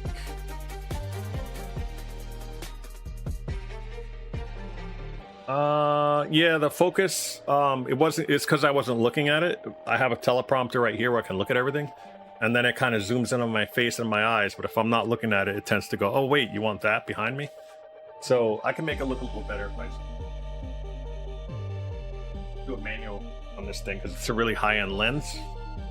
Gives you bokeh, you know, where you see the background's kind of blurry. Just more professional lens. Yeah, it's a hair lower. I know about that. I could raise it right here by doing that, but I still have a limiter on it. That might be a little better, right? I just raised it a tiny bit. So the extra soft brushes, I can link, actually. What I can do, let me go on my, I can't share a screen. I didn't build a screen to do that in OBS, but what I will do, oh, sorry. What I will do is I'm going to share a link in description. So I have a whole bunch of links in the description for like the ESR. And I'm gonna switch to this one. Something on the screen. Yeah. Hang on one second. Let me just go grab that. And hopefully there won't be any promotions playing in the background, because if there are, you're gonna hear it. Like if I go to Amazon and it goes 3 for $1, go to our Black Friday sale now. Like you're gonna hear that, but because I'm going to Amazon. And all of these I'm giving you are, of course, affiliate links, but they don't cost you anything. It just, it gives me like, I think, I don't know, 10 cents, 20 cents, depending which ones you buy. But I will look it up because I will go to my search history. So I'm gonna go to my orders, and then I will type in brush, and it should pop right up. Wow, I must have bought a lot of brushes because I have different cleaning stuff. This is a fiberglass brush. I have, let me put tooth. But it's actually a toothbrush for, there it is, I got it. 4 pieces, extra soft toothbrushes. It has, let's see, 20,000 micro nano bristles for adult pregnant gum. So basically, I guess if this is, if you have elderly people with no teeth, that's how to do it. It protects it, keeps it from wearing away. And it also, I think, if you have like impacted teeth or like wisdom teeth, or a kid who's like, you know, has teething pain, or a baby, you can use this to massage it. So this is the link. Let me get the link. And I'm gonna copy it. And I'm gonna actually add that to the description. So give me a second to go into my studio here. And I'm gonna add it for you guys. History, let's see. There it is.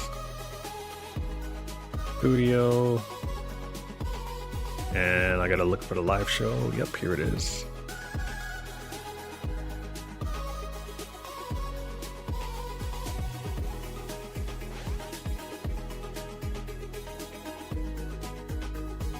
Extra soft toothbrush, I will call it. Oh. I don't think I copied it right. Hang on.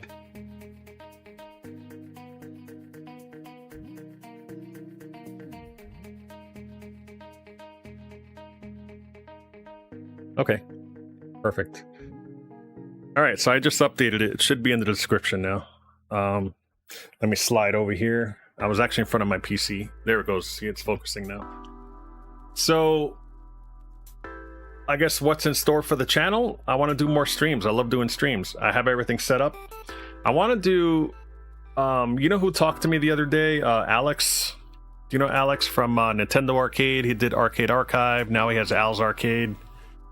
Great channel. You should check it out. He does some amazing stuff. He actually hit me up. He goes, hey, let's do a stream. He's been wanting to do it. He was on the Roundtable show a while ago. We had this show called Delusional's Roundtable where we had a whole bunch of friends all do, you know, and all meet and do stuff together. But, you know, we still meet every week, but they never want to go on. The schedules are always like some guys will show up, some guys won't. Like our schedules are so out of sync right now that we can't decide on a day to do it. So we were talking about doing something maybe once a month, but I don't know. We'll have to see. I know Mike wanted to do a stream with me, like a tech stream, so maybe we'll do some of those where, you know, we're working on the same thing and we can kind of go picture in picture and go to cut to his channel and stuff. Yeah. Yeah, it's still on. If you look on if you go to podcasts, like on YouTube, you'll see like all the episodes. There's like 9 episodes that we've done so far. And they were really fun. And I do have, maybe I'll release it on April of next year, but I have bloopers and stuff where we're just laughing and cracking up. You see like that Tim guy with long hair because it was during COVID pandemic. So I have a lot of like stuff from the vault. So that should be fun to see. You know, I already kind of cleared it with the guys. I was like, look, I'm recording. Let's record and have some fun. And we may post this later. And they're like, yeah, that's fine, you know. So, all right. Let me see if I can position the camera. I'm thinking of, so this one's fine, right? Let's throw up. I'm going to throw up the other one. Not throw up like vomit, but I'm going to throw the other chassis up here, or the other tube. And let's put a rejuvenator on it and see if the tube was bad. Because if the tube's bad, I'm not going to bother replacing the yoke. If the tube's decent and we can rejuve it, I have a spare K7000 yoke that I can throw on there. So we should be able to do that. So let me switch over. This is the view that we want, right? Yeah. So that thing is still on. I just left it on just to see what was going to go on. And it's doing anything, kind of like a small burn-in test. But I'm pretty confident this thing looks amazing. It's going to have Ms. Pac-Man and Galaga and all these other games on it running on the big kit. So yeah, you can't really see these. Actually, this is a little too low. Maybe it's, I can't really see. I feel like that a little bit too, yeah, you can't see how I'm turning it up. Now you can see the top part. I feel like gray. Yeah. That's weird. Now it's really vibrant.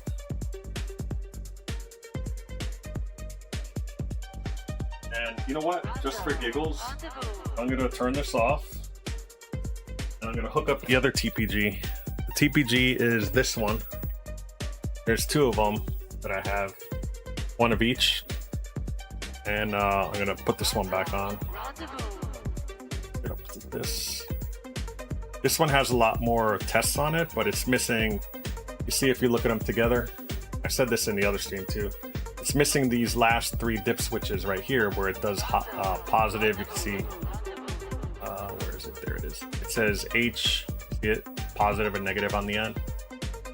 That's the sync.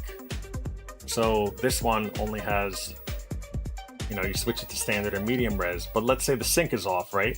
Like, what do you do? I have to ask it. Crafty Mac, you know, Aaron, like, what if it doesn't sync up? What do you do? Like, you have to switch the wires around. But this one, you just leave the wires as is, and then you flick the little switches till it syncs up, and then you're like, oh, okay, it's positive sync, or it's negative, or it needs both. It's just, I like the feature of having these, and I don't like the features of this. I don't know why he took them out, but he did. So I'm gonna turn it on. You'll see it has a later date on there. It's 2021.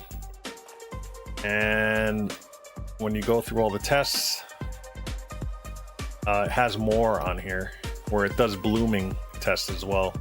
So it has this, that one's a good one. It has the standard test that we see. It has this one, which is nice for convergence. That's a lot bigger.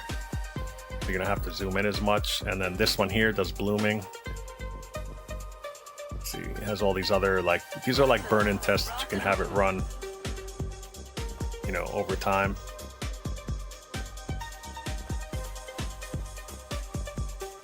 Yeah, so that'll burn in. When I say burn in test, it's not doing any damage. You're basically just burning in the caps that you just put in there. So I might let this run a little bit later, once the stream is gone, for maybe a couple hours, and then I'll be confident enough to put it in the machine and be like, it's good to go. Because I do not want any problems with this machine whatsoever. Which is asking for the impossible, right? But okay, so I'm gonna shut this off. And we're going to go back to one view. Is that the one I had? Yeah. We'll switch to triple view for now. Well, actually, dual view, right? Yeah.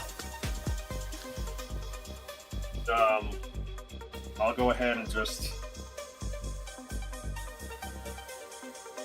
probably remove. No, you know what? I'll leave it in here because I have to do the burn-in test still, but I'm going to remove the out of the way. Plug it. I gotta get a burn-in on this, just make sure it's working good. And then we'll put this to the side and we'll bring the other two back. I'll put this where it can't get necked.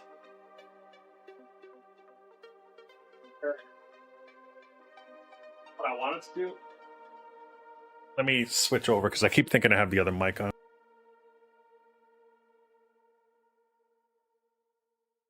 Okay, so this one doesn't sound as good, but whatever. It lets you hear me. So what I wanted to do was, if I see this monitor tube is bad, like really bad, and it can't be rejuved and whatnot, I want to neck it on live stream. That would be really cool. Because it's junk, right? And then I have a donor tube to replace it with. And then it needs to be recycled anyway, but why not neck it and have some fun if it's destroyed? So I have to put this on here because it'll hang off the edge. So I put it right here, and I'm able to put this monitor on here. Let me go grab it, it's over here.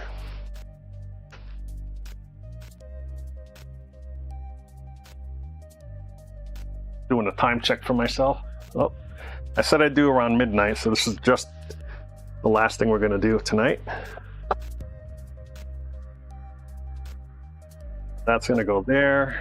I gotta lift it up. This here, and then put it down. And now it's able to burn. No problem. Okay, so we'll change to 3 now. Okay, so this is everything. And what we're gonna focus on is this right here. I know I'm blocking the light, but we're going to be focusing on this right here and looking at that portion of it. And so what I'll do is I'm able to zoom in and do this. I can turn everything around, and let me try keep it down a little bit. So you don't need a chassis in order to do a rejuvenator, and that's because the rejuvenator acts like the chassis. You also don't need to have the anode cup off. You could, for safety. I usually take it off just in case, but you could actually totally test it with the anode cup in there, because what you're really testing is this part over here in this area, so where the guns are. And so you should be able to see that if I go to the right here. You see that? That's the rejuvenator down there. I have it set there. And then, oops, I went too much. I went the wrong way. So what I'm going to do is I'm just going to put it on for now. I have the adapter. The adapter on here is a CR31. Buffett actually built this for me. Mine was missing it. It's supposed to look like this. This is a CR23 adapter right here, but he built me one just out of a spare. You just take, you know, one of the sockets that are brand new that they sell, and he just wired it correctly with all the connectors, put some strain relief on it, and then puts the connector that you need that plugs into here. It's proprietary. It's like a, and it has these zigzags on them and stuff. So it only goes in one way. Keyed. So that will go on here. It's keyed as well, and you just pop it on there. And that's it. Now you're ready to test it. And the first thing you got to do is you got to look on the monitor. So right about here, oh, there it is on the left. So if you look right there, if I turn it, you see how it has like a tube number written down? So I'm going to take that and I'm going to type it in. So let's see. I'm going to try to do this all in real time.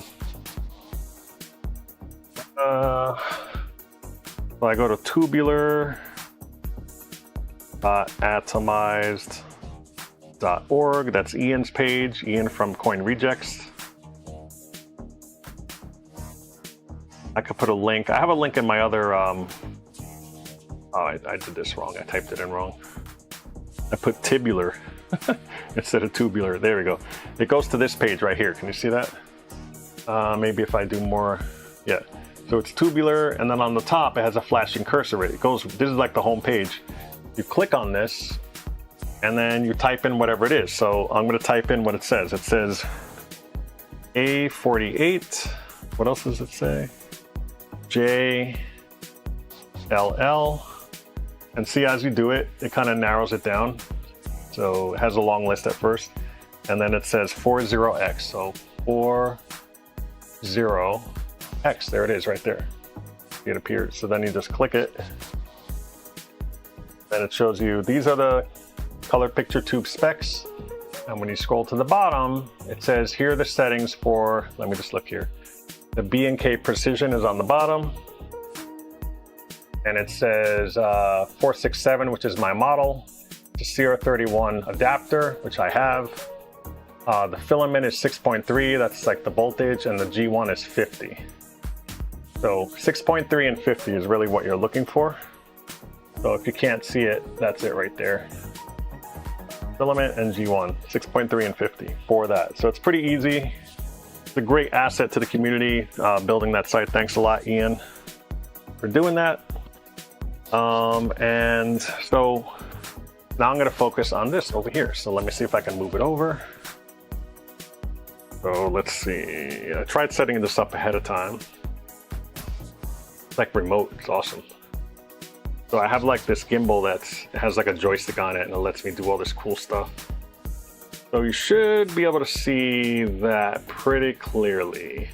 Now, if you're on a phone and it's too small to see, you can actually zoom in on any video on YouTube now. They added this feature. So if you want to zoom in, feel free.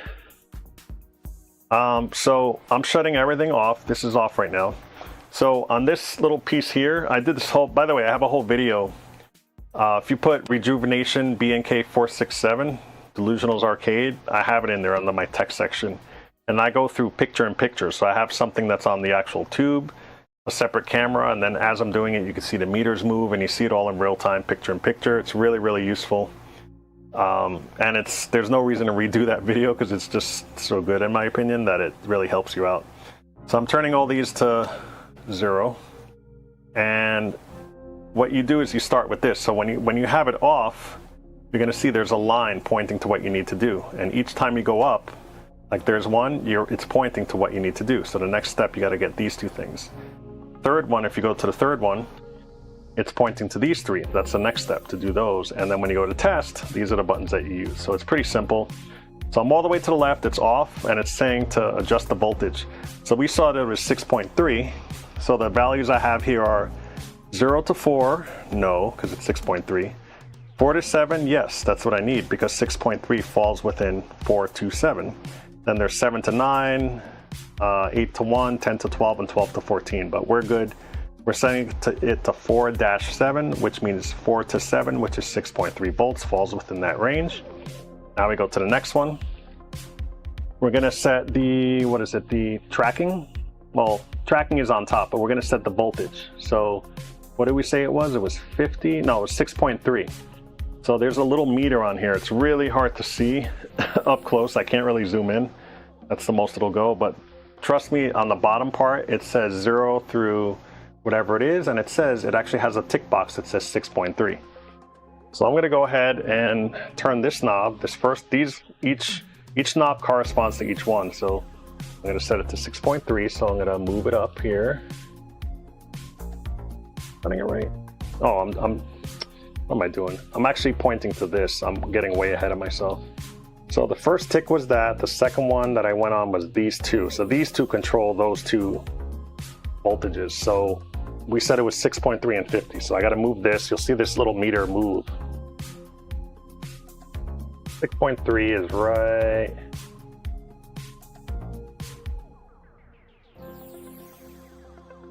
.3, and then 50, you got to move this up. It'd be 50 volts, which is right there. And the whole time you're fine tuning this, it's not putting anything to the tube. It's just doing it in the unit itself. It's not sending it yet. So if you go higher or lower, it doesn't make a big deal. It's not affecting the tube at all. So it's set for 6.3 and 50. Done. Next step, I'm going to go up. Now it's pointing to these three. And what you have to do, you have to set the tracking to be one tick box up. So like I'm moving it. Hang on. Looks like there's no red on this. Moving it up, that's doing nothing. This one is doing nothing. And this one is doing nothing. Are you kidding? Wow, I can't even set the cutoff. That's how horrible these guns are. So this is really screwed. Usually when you turn these, this little needle will move up. It's flatlining on all three of them. So you'll have to turn it up to max at that point because you're trying to get something in there. This one barely moves on the bottom. It moves like a tiny bit. So I'm gonna max that one out where it's at 1 tick. This one is not doing anything. Same thing with this, so I leave them all to the top. Now you're gonna go to test, which is the next one. I'm gonna show you the result of each one, and they're pretty miserable. This one's in red, see that? This one's in red, and this one's in yellow, close to red. So this tube is pretty much shot. That said, you can rejuvenate it. I'm gonna give it a shot and try it. However, I'm not gonna give her this tube because this tube, even though you rejuvenate it, it may last a month, it could last a year, it could last 3 years, 4 years, you know, I don't know, and I don't wanna go back there and have her say, hey, the color's a little off. I want her with a nice vibrant tube, which is why I decided to give her the burn-free one from my K7000, my personal collection, but I already have a K7000 on the side, which I can swap back in there. I'm sorry, a donor tube for the K7000. I just don't feel like decasing it, so I'm giving her mine, which I've never used. It's actually brand new. I just had it on the side. So this tube is dead, pretty much dead. It's, for all intents and purposes, it's all red on each one. So you're supposed to let it heat up a little bit, and it still looks like it's in red. This is actually moving closer to red now. Man, that stinks. Yeah, you know what? Command the Line Arcade Parts and Repair does have them. So, hey, thanks, Mikey. Yeah, she's a really good friend of ours, so I figured I have to do it. And you know what? They're so common. K7000 monitors, like if you get TVs, they're usually CR31. They're almost, I would say 90% of the time, they're drop-in replacements for these monitors. So G07s are a little harder to get, 4900s. 4600s actually have 3 drop-in replacements, which I'm surprised I have that many. But they're the fat neck ones. But I have 6 fat neck TVs right now, and I don't have one on hand, but Jeff Kinder was a bro. I actually gave him a couple monitors before. And I said, hey, do you have a TV that I can use? Is it CR31? He's like, yeah, I have one right here. You can have it. So he's gonna give it to me. I gotta pick it up soon. But to not waste time, I wanna get this to her tomorrow. I'm just gonna give her mine, which is fine because I need to recap that other chassis anyway. So It's a win-win. All right, so we're gonna rejuve this sucker because we can't break it. It's already pretty much screwed. And you're gonna see, we're gonna fix it, believe it or not. So we can set it to restore, which is right here, and the restore, you can remove shorts on here. You could set it to either rejuvenate or clean and balance. Clean and balance is the very, like if it's already doing good and it's kind of in the yellow, clean and balance is a kind of a kiddie version of rejuvenate. It's not the big boys one. The big boys one is rejuvenate, but it does more wear and tear, so a lot of people will clean and balance first to see what it does. I'm gonna go straight to rejuvenate, so I'm flicking it over because I know this tube is pretty much shot.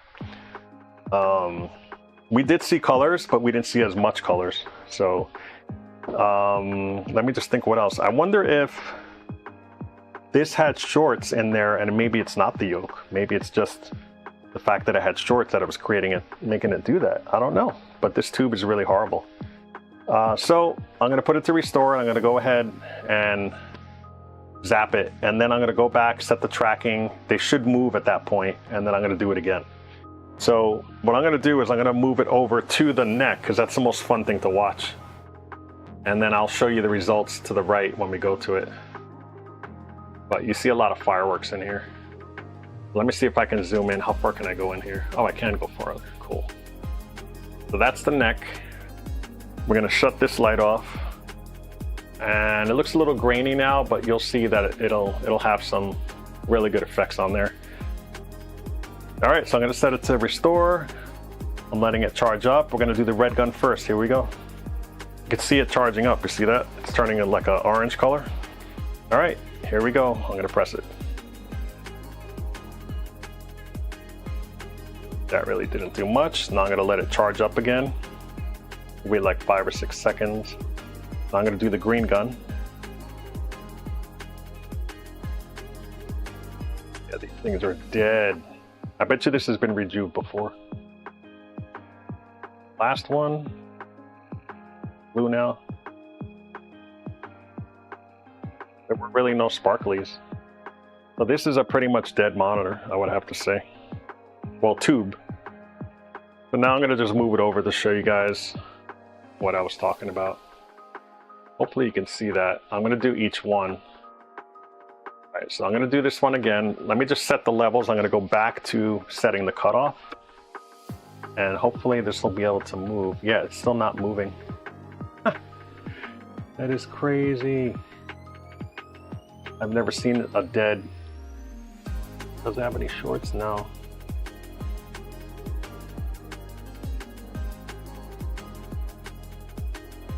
Alright, so now I'm gonna go to test. They're still in red. That one's a little better, slightly, but this is the one we're really focusing on. So I'm gonna let it charge. You hold it, it should go to the right and then fall down. And as soon as it falls back to red, you let go, but it's not even doing that. It's not getting past red at all. Here we go. Totally dying. Oh, I've never had one that would not rejuve. Let's move on to the next gun here.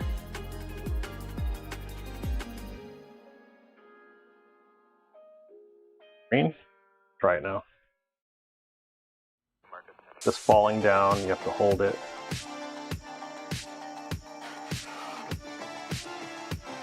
Dead, dead, dead, dead tube.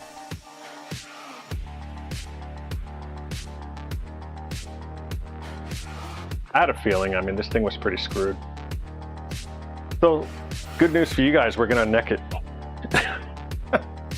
That should be fun. That's never been done before, right? All right, let me try this one. That one's falling good, like it should. All right, now I'm gonna go back to test. Good, jump back up.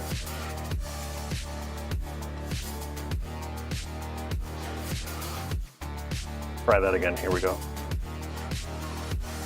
That goes, then you hold it, and then you let go, okay? Now the next one.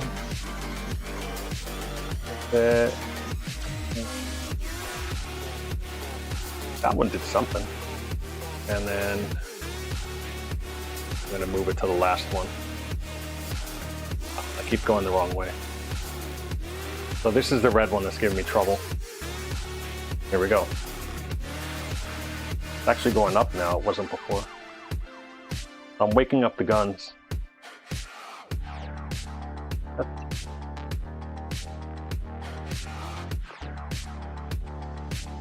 Test.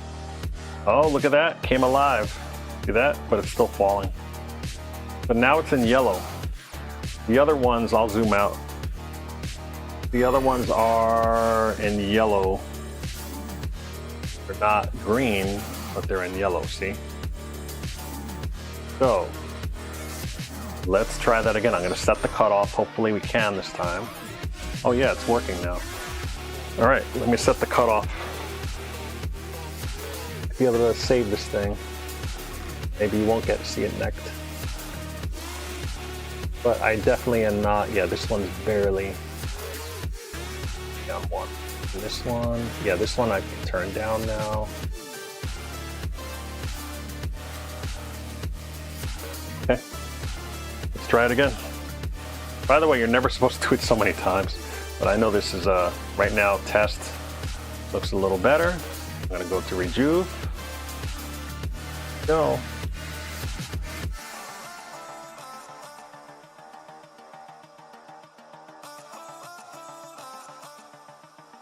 Get charge up.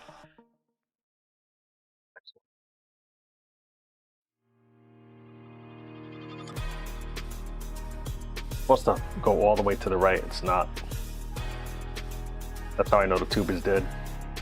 Last one.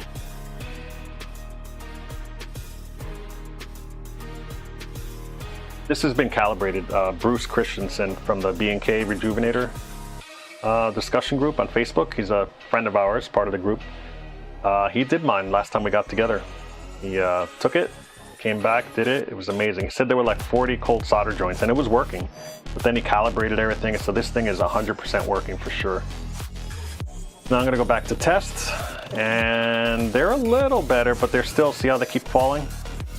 So if I didn't have a tube at all, sure, I would use it, but it has so many issues already. I wouldn't even keep this tube on the shelf, honestly.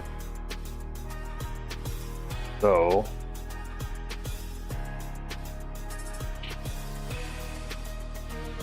all right. So I guess we're gonna try to. What do you guys want to do? I'll let you vote in the comments. You want to maybe destroy this tube by necking it, because I'm probably going to throw it in recycle anyway. And I usually, when I go with a TB, they usually give me one back. So I'm really cool with the guy. He lets me kind of switch them.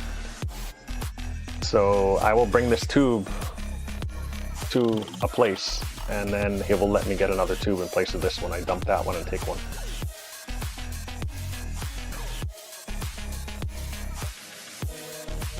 Yeah, you know what, Mikey? I actually have one. I have a short that I already shot where I necked the tube by mistake. I was moving something and I hit it. I was like, shoot, and I heard a little hissing sound, but then I was able to capture it saying, I just necked this tube. And you can hear the hissing sound. So I kind of did plan for it. But I had thought about doing that with the rejuvenation, but this, what I can do is I might do it now. But let me just clean up my hard drive so I can record it, and then I'll just do it that way. Get the best of both worlds here. So I will take this right here, and I'm going to move it.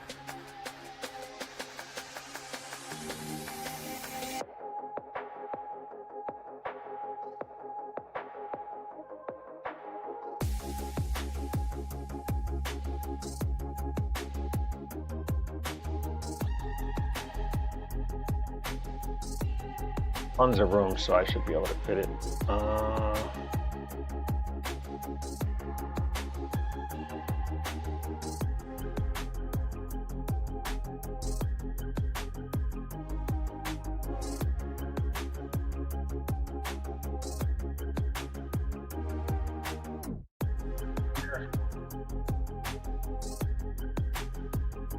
I'll set it to record and then we'll go for it. Why not?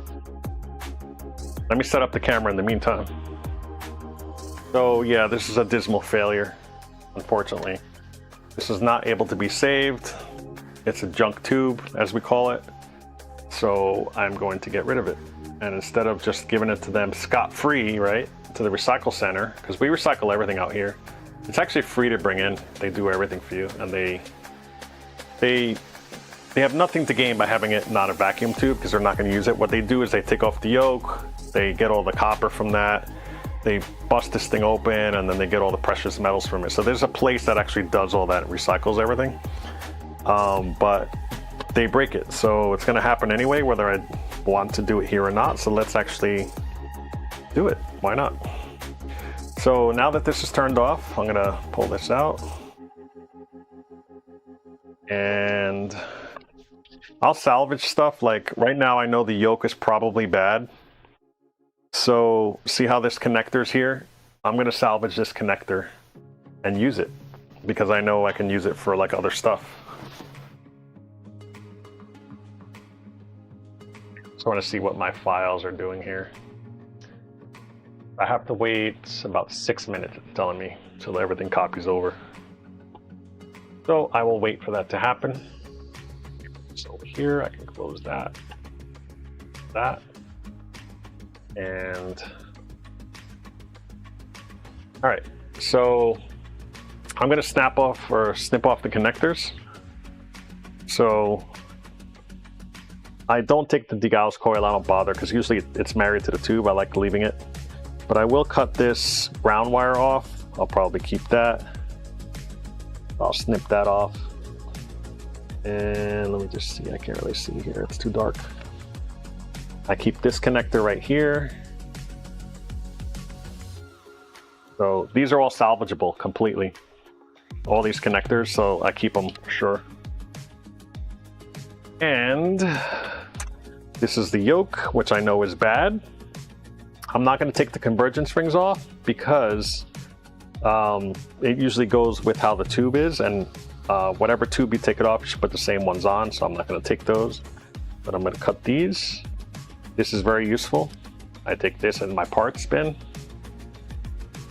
And I could try to take the yoke off to show you how it looks. We'll kind of have a learning experience a little bit. If I can find my drill. Yep, here it is. Oh. So let me close this up. Move this like that. It'll still be in the frame, right? Yeah. So I'm gonna do here, just to make it a little more easy to see. And I'm gonna take this right here. You unscrew it. You can take the whole thing off if you want, but you're just loosening it so it comes off easily. I usually take the whole thing off. Same thing here, this one here. So if you ever want to remove a yoke, this is what you do. Keep all your parts. So you just want this little metal bracket to open up. See, just remember how it goes on. That goes into itself. So I usually keep stuff like this, I'll keep, because sometimes I have them and they break. I'll keep this as my part. This kind of needs a little bit of coaxing. There we go. Coming off, you just slide them right off. Usually they're glued together. Comes off. When people tell you to take it off in one shot, that's what you want to do. Usually they're glued. This one's glued together. That nasty glue that was all over the chassis. And you'll want to, oh, this one's starting to break already. See, that's so brittle. But these little things are what breaks off. Like that one just broke off. So I'm not going to keep this, I'm going to throw it away, but see how brittle they are? They just snap right off, so just be careful. I don't need it, this is going in the garbage. And let's see what else. So now you're taking this off, and this whole thing should turn now. And this is Captain, or I forgot what it's called. It's not Captain tape, it's some other tape. I have some of this in my stuff. It's just tape that they wrap around, so it grabs on there better. Take that off, that's garbage. Hopefully this stream will be good for you guys to learn. So now this comes off. And you could either save these, like I'm looking inside to see if it's burned out or anything. It doesn't seem, oh, it does seem corroded. You see the corrosion right here? I don't know if you can see that. It's like eroded a little bit. I don't think that's glue. I think that's corrosion. So that could have affected. This looks burned to me. This looks, you know, just looks a little toasty here. A lot of these can be broken. Yeah, that looks pretty charred or dirty. So anyway, you could take this off. Like what I was gonna do, if this tube was good, I was gonna take this off like you're seeing here, and I was gonna put one that I know works back on there. Because when I tube swapped the K7000 that had really bad burn-in, or it had a neck or something, I can't remember what happened to it. I saved this because I knew this was good, and I have it in a box. And then in case the tube that I donated wasn't compatible with the yoke, I was gonna take it off and put the other one back on. But I didn't need to, so I kept it as spare part. So this here, this is gonna be garbage. Actually, I'm gonna take it to the recycle center. So I'm gonna put this on the side because they take the copper on that. These are convergence strips. These are the things you see people, they slip them in this way. So if the yoke's on here like that, they take the convergence strips and you can actually look at the image and you straighten out the convergence and then you tape it. So that's what they did. They taped it back on here. So these I'll take because I have convergence strips, but these are always useful. They're reusable.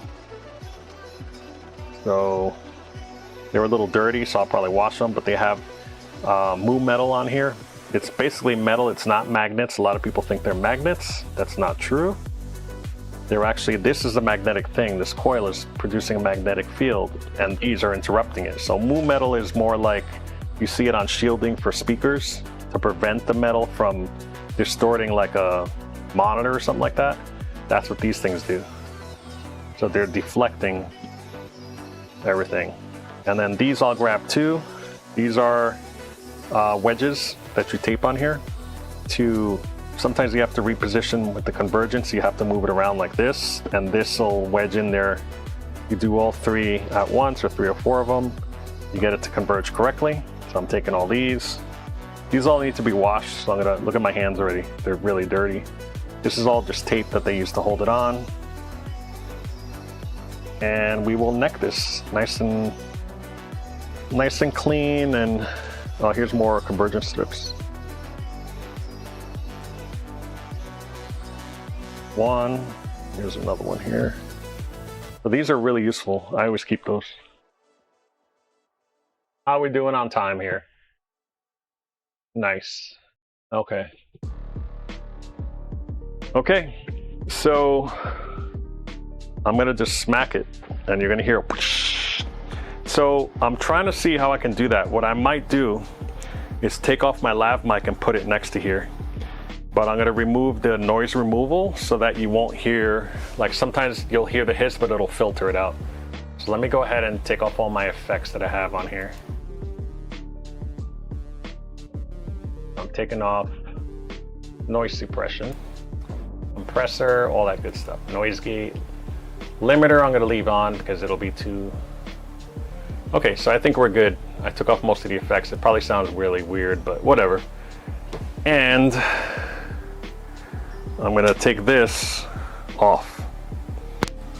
So now I just have this unit. You've seen these on a lot of people where they just put them on. So I'm gonna hold this near it and you guys can hear. Here's where the mic is.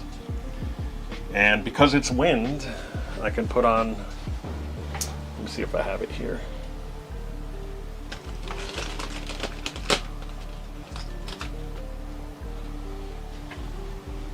Yeah, I do. Check it out. This is a wind muff. It prevents wind from distorting the sound. So I'm gonna put that on here. You're gonna hear me, the sound of me trying to get this thing on. Come on. No, I can't do it. My hands are just too dirty. That's fine, I'm just gonna leave it. All right, so let's get a wrench or something to knock it with.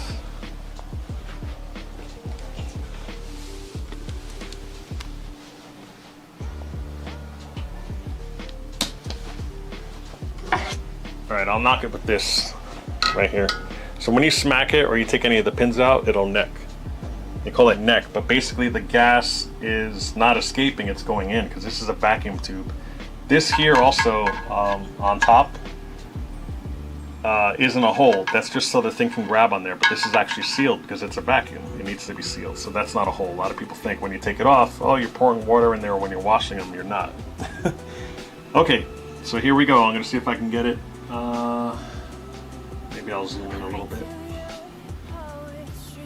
It might not make any sound, but I'll set my recording in a second. I'm not gonna quite whack it just yet. Hang on. Well, you know what? I want it to be a little out. I want people to see that it's a monitor. So I'm turning it to the right. I'm going to go down. All right. Let's see. Let me set my record.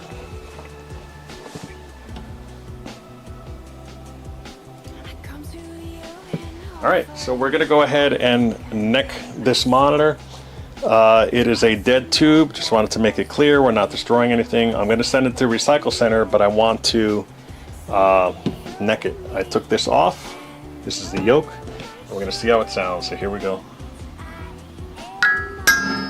Oh, not enough. Hang on. Nothing. No sound. We knocked it clean off, guys. So, you know what? I'm wondering if there was an issue where it didn't have enough vacuum in there, and that's why it was failing.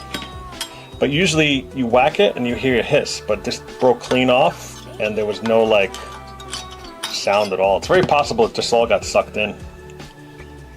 But yeah, there you go, guys. This is what's inside a monitor. This thing is actually all the way in there, as you can see. Crazy, right? And this shoots everything inside. It's pretty wild.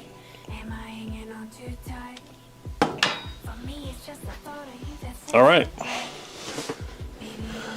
It didn't suck enough. That's why my favorite game is Smash TV. Maybe that's why I smashed it. But what I've done in the past is I've taken pliers and I've actually pulled on the pins and then it hisses more. That would have probably been more dramatic. But I do have another video where I have it on there. So let me switch. Okay, I'm back to this glorious mic here. I will put my effects back on the other one, and noise suppression is on, and compressor and noise gate. Okay, we're good. So yeah, there you have it. So I'm gonna switch. Let me switch back to my thing here. There we go. So I'm back on. And by the way, this shirt, if you look at the front of it, it's from ZapCon 5. I got permission to print it for myself when I was going around interviewing people, and it was cool. It was in the videos. You'll see some of the videos with me wearing this, and then while I'm playing games, you would see the back. So that's why I designed it that way. ZapCon, it's in. Who knows what's happening next year? We're not really sure what's happening with the show. Haven't gotten any dates yet. There's speculation that they may be doing another show and renaming the show. I know the answer to that, but I'm not going to tell anyone. You'll see when it comes. Milestar, I have Total Carnage and Smash TV. I have both of them. They're in the same machine, actually, with a switcher. All right, good night, Jose. I know he left a while ago. Yeah, Operation Restore, you're like, I heard it. Wow. NWPA, where is that? What state? Is that Pennsylvania? NW POS. Oh, Washington. Okay. Yeah, friends of mine, that's really far. That's on the other side of the coast. I'm on the East Coast. But, which is probably why you're watching this. What is it, like 10 o'clock by you? Almost 10 o'clock? Probably, yeah, 9:30. So, my friends went to Portland Retro Gaming Expo and they had an amazing time. I had some scheduling conflicts, so I couldn't make it. But man, I wish I had gone. Then there's also Southern Fried Expo, which I might go to next year. I'm kind of planning on that. I have relatives who live in Atlanta, and that's where the show's at, so I might go to that next year. Yeah, Portland was really good. My friends hung out with Eugene Jarvis. my buddy Richie, you probably know Richie Knuckles. He knows Eugene really well, and we were talking to him on the phone when Richie was opening his arcade, which now of course closed, you know, which is unfortunate. But he was on the phone with him, and I was playing Eugene Jarvis's game. There's actually a documentary on it. It's a PlayStation game that's similar to Robotron. It's like a successor to Robotron, they're saying. Brian, you know the name of that game. What was it called? Next Machina, I think it's called. It was the making of. And I was playing it at Richie's Arcade on a big TV there, sitting on a couch. And then he's like, Del, I'm on the phone with Eugene right now. He's like, you're playing this game. I was like, cool. But anyway, they got to hang out with him in an arcade, and he was playing Robotron, and my friend has video, and he was just, they said he was so down to earth. He's really cool. So and he's like, I mean, he has a company, you know, he's making a lot of money doing his stuff. So he lives really nice, and he's very, very humble. He's not acting like he's this guy who makes a lot of money. He's just like, yeah, you know, I remember being in the arcades, and he knows where he came from, basically, and he still talks with everybody. And it's awesome. I love that. Yeah. So anything else? I guess I'll get back to it. Mikey Currington, it's good to see you again. I haven't seen you in a while. Thank you for the super chat of $10. And Jerry Voluptuous also, thank you for the $9.99. I have to stop by your place and get some pizza at your place, at your, you know, your business. And then Charlie probably jumped off. It's probably too late. I know he has kids and work, and you know, but it was great to see you. Thanks again, Charlie, for that super chat. And Mikey, of course, thank you for being here. You know, I haven't seen you in a while, so it's good to see you. Command the Line, I know you're here for a while. I see you in all the chats. That's great. I think it's great to participate. So if you like this, you know what to do. Just hit the like button. I don't really ask that people subscribe much anymore, because if you like it, you're going to subscribe. I'm not going to ask you to do that. Oh, there's that focus again. I think it's doing it because it's confused with the monitor behind me. But thanks again. I really like doing this. Like I said, it's all different views. I have unique streams. I have all kinds of control here where I can do stuff, which is awesome, where I'm all close up. And I think the next one I'm going to do is probably the K7000 that I just took out of this one. I'm not going to show, I'm probably going to do this now actually, but I'm going to go ahead and switch that tube into this frame and put it all back together and put it in the machine and then get ready for tomorrow. But I'm not going to do that on the stream. It's going to be too long, and I'm trying to make them, you know, a couple hours at most. This one's probably 3 actually. Yeah, it's getting close to 3 if I keep going. But thanks again for watching, guys, and I will see you guys in the next one. Don't forget to hit me up. Like I said, if you want to subscribe, you're welcome to do that here. I'm on Twitter, formerly known as Twitter. Actually, it's X technically, but I just don't feel like changing my logo there. And then I'm on Instagram. I'm pretty active on Instagram, where I post a lot of pictures of stuff I'm working on. And I do streams. Let me know in the chat, or like in the messages later, like in the comments, if you want me to do any streams that have to do with gameplay, because I have a capture card. I actually have, there's 3 views you're seeing now. I actually have 4 inputs where I have a capture card that goes to JAMA. So I have a candy cab right there that's vertical, so I could do a shmup. I currently have Bomb Jack in there, one of my favorite games. And then I have Zookeeper over here. It has the original boards in it, but I could put the J-Rock and stream Zookeeper, which is horizontal, or my other candy cab, which is horizontal. So I just switched the card. I have the split fire, which will let me do streaming. So I've been doing that on Twitch, but not really here.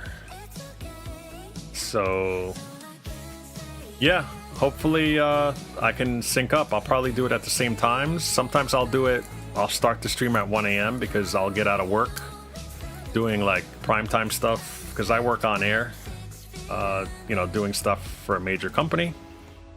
So this stuff is like all, you know, I mean, it's not as good as their equipment, but it's, you know, my production value is pretty high because that's what I do for a living. So yeah. All right, guys. Well, thanks again for watching. We'll see you in the next one, and I'm going to sign off for now. So take care.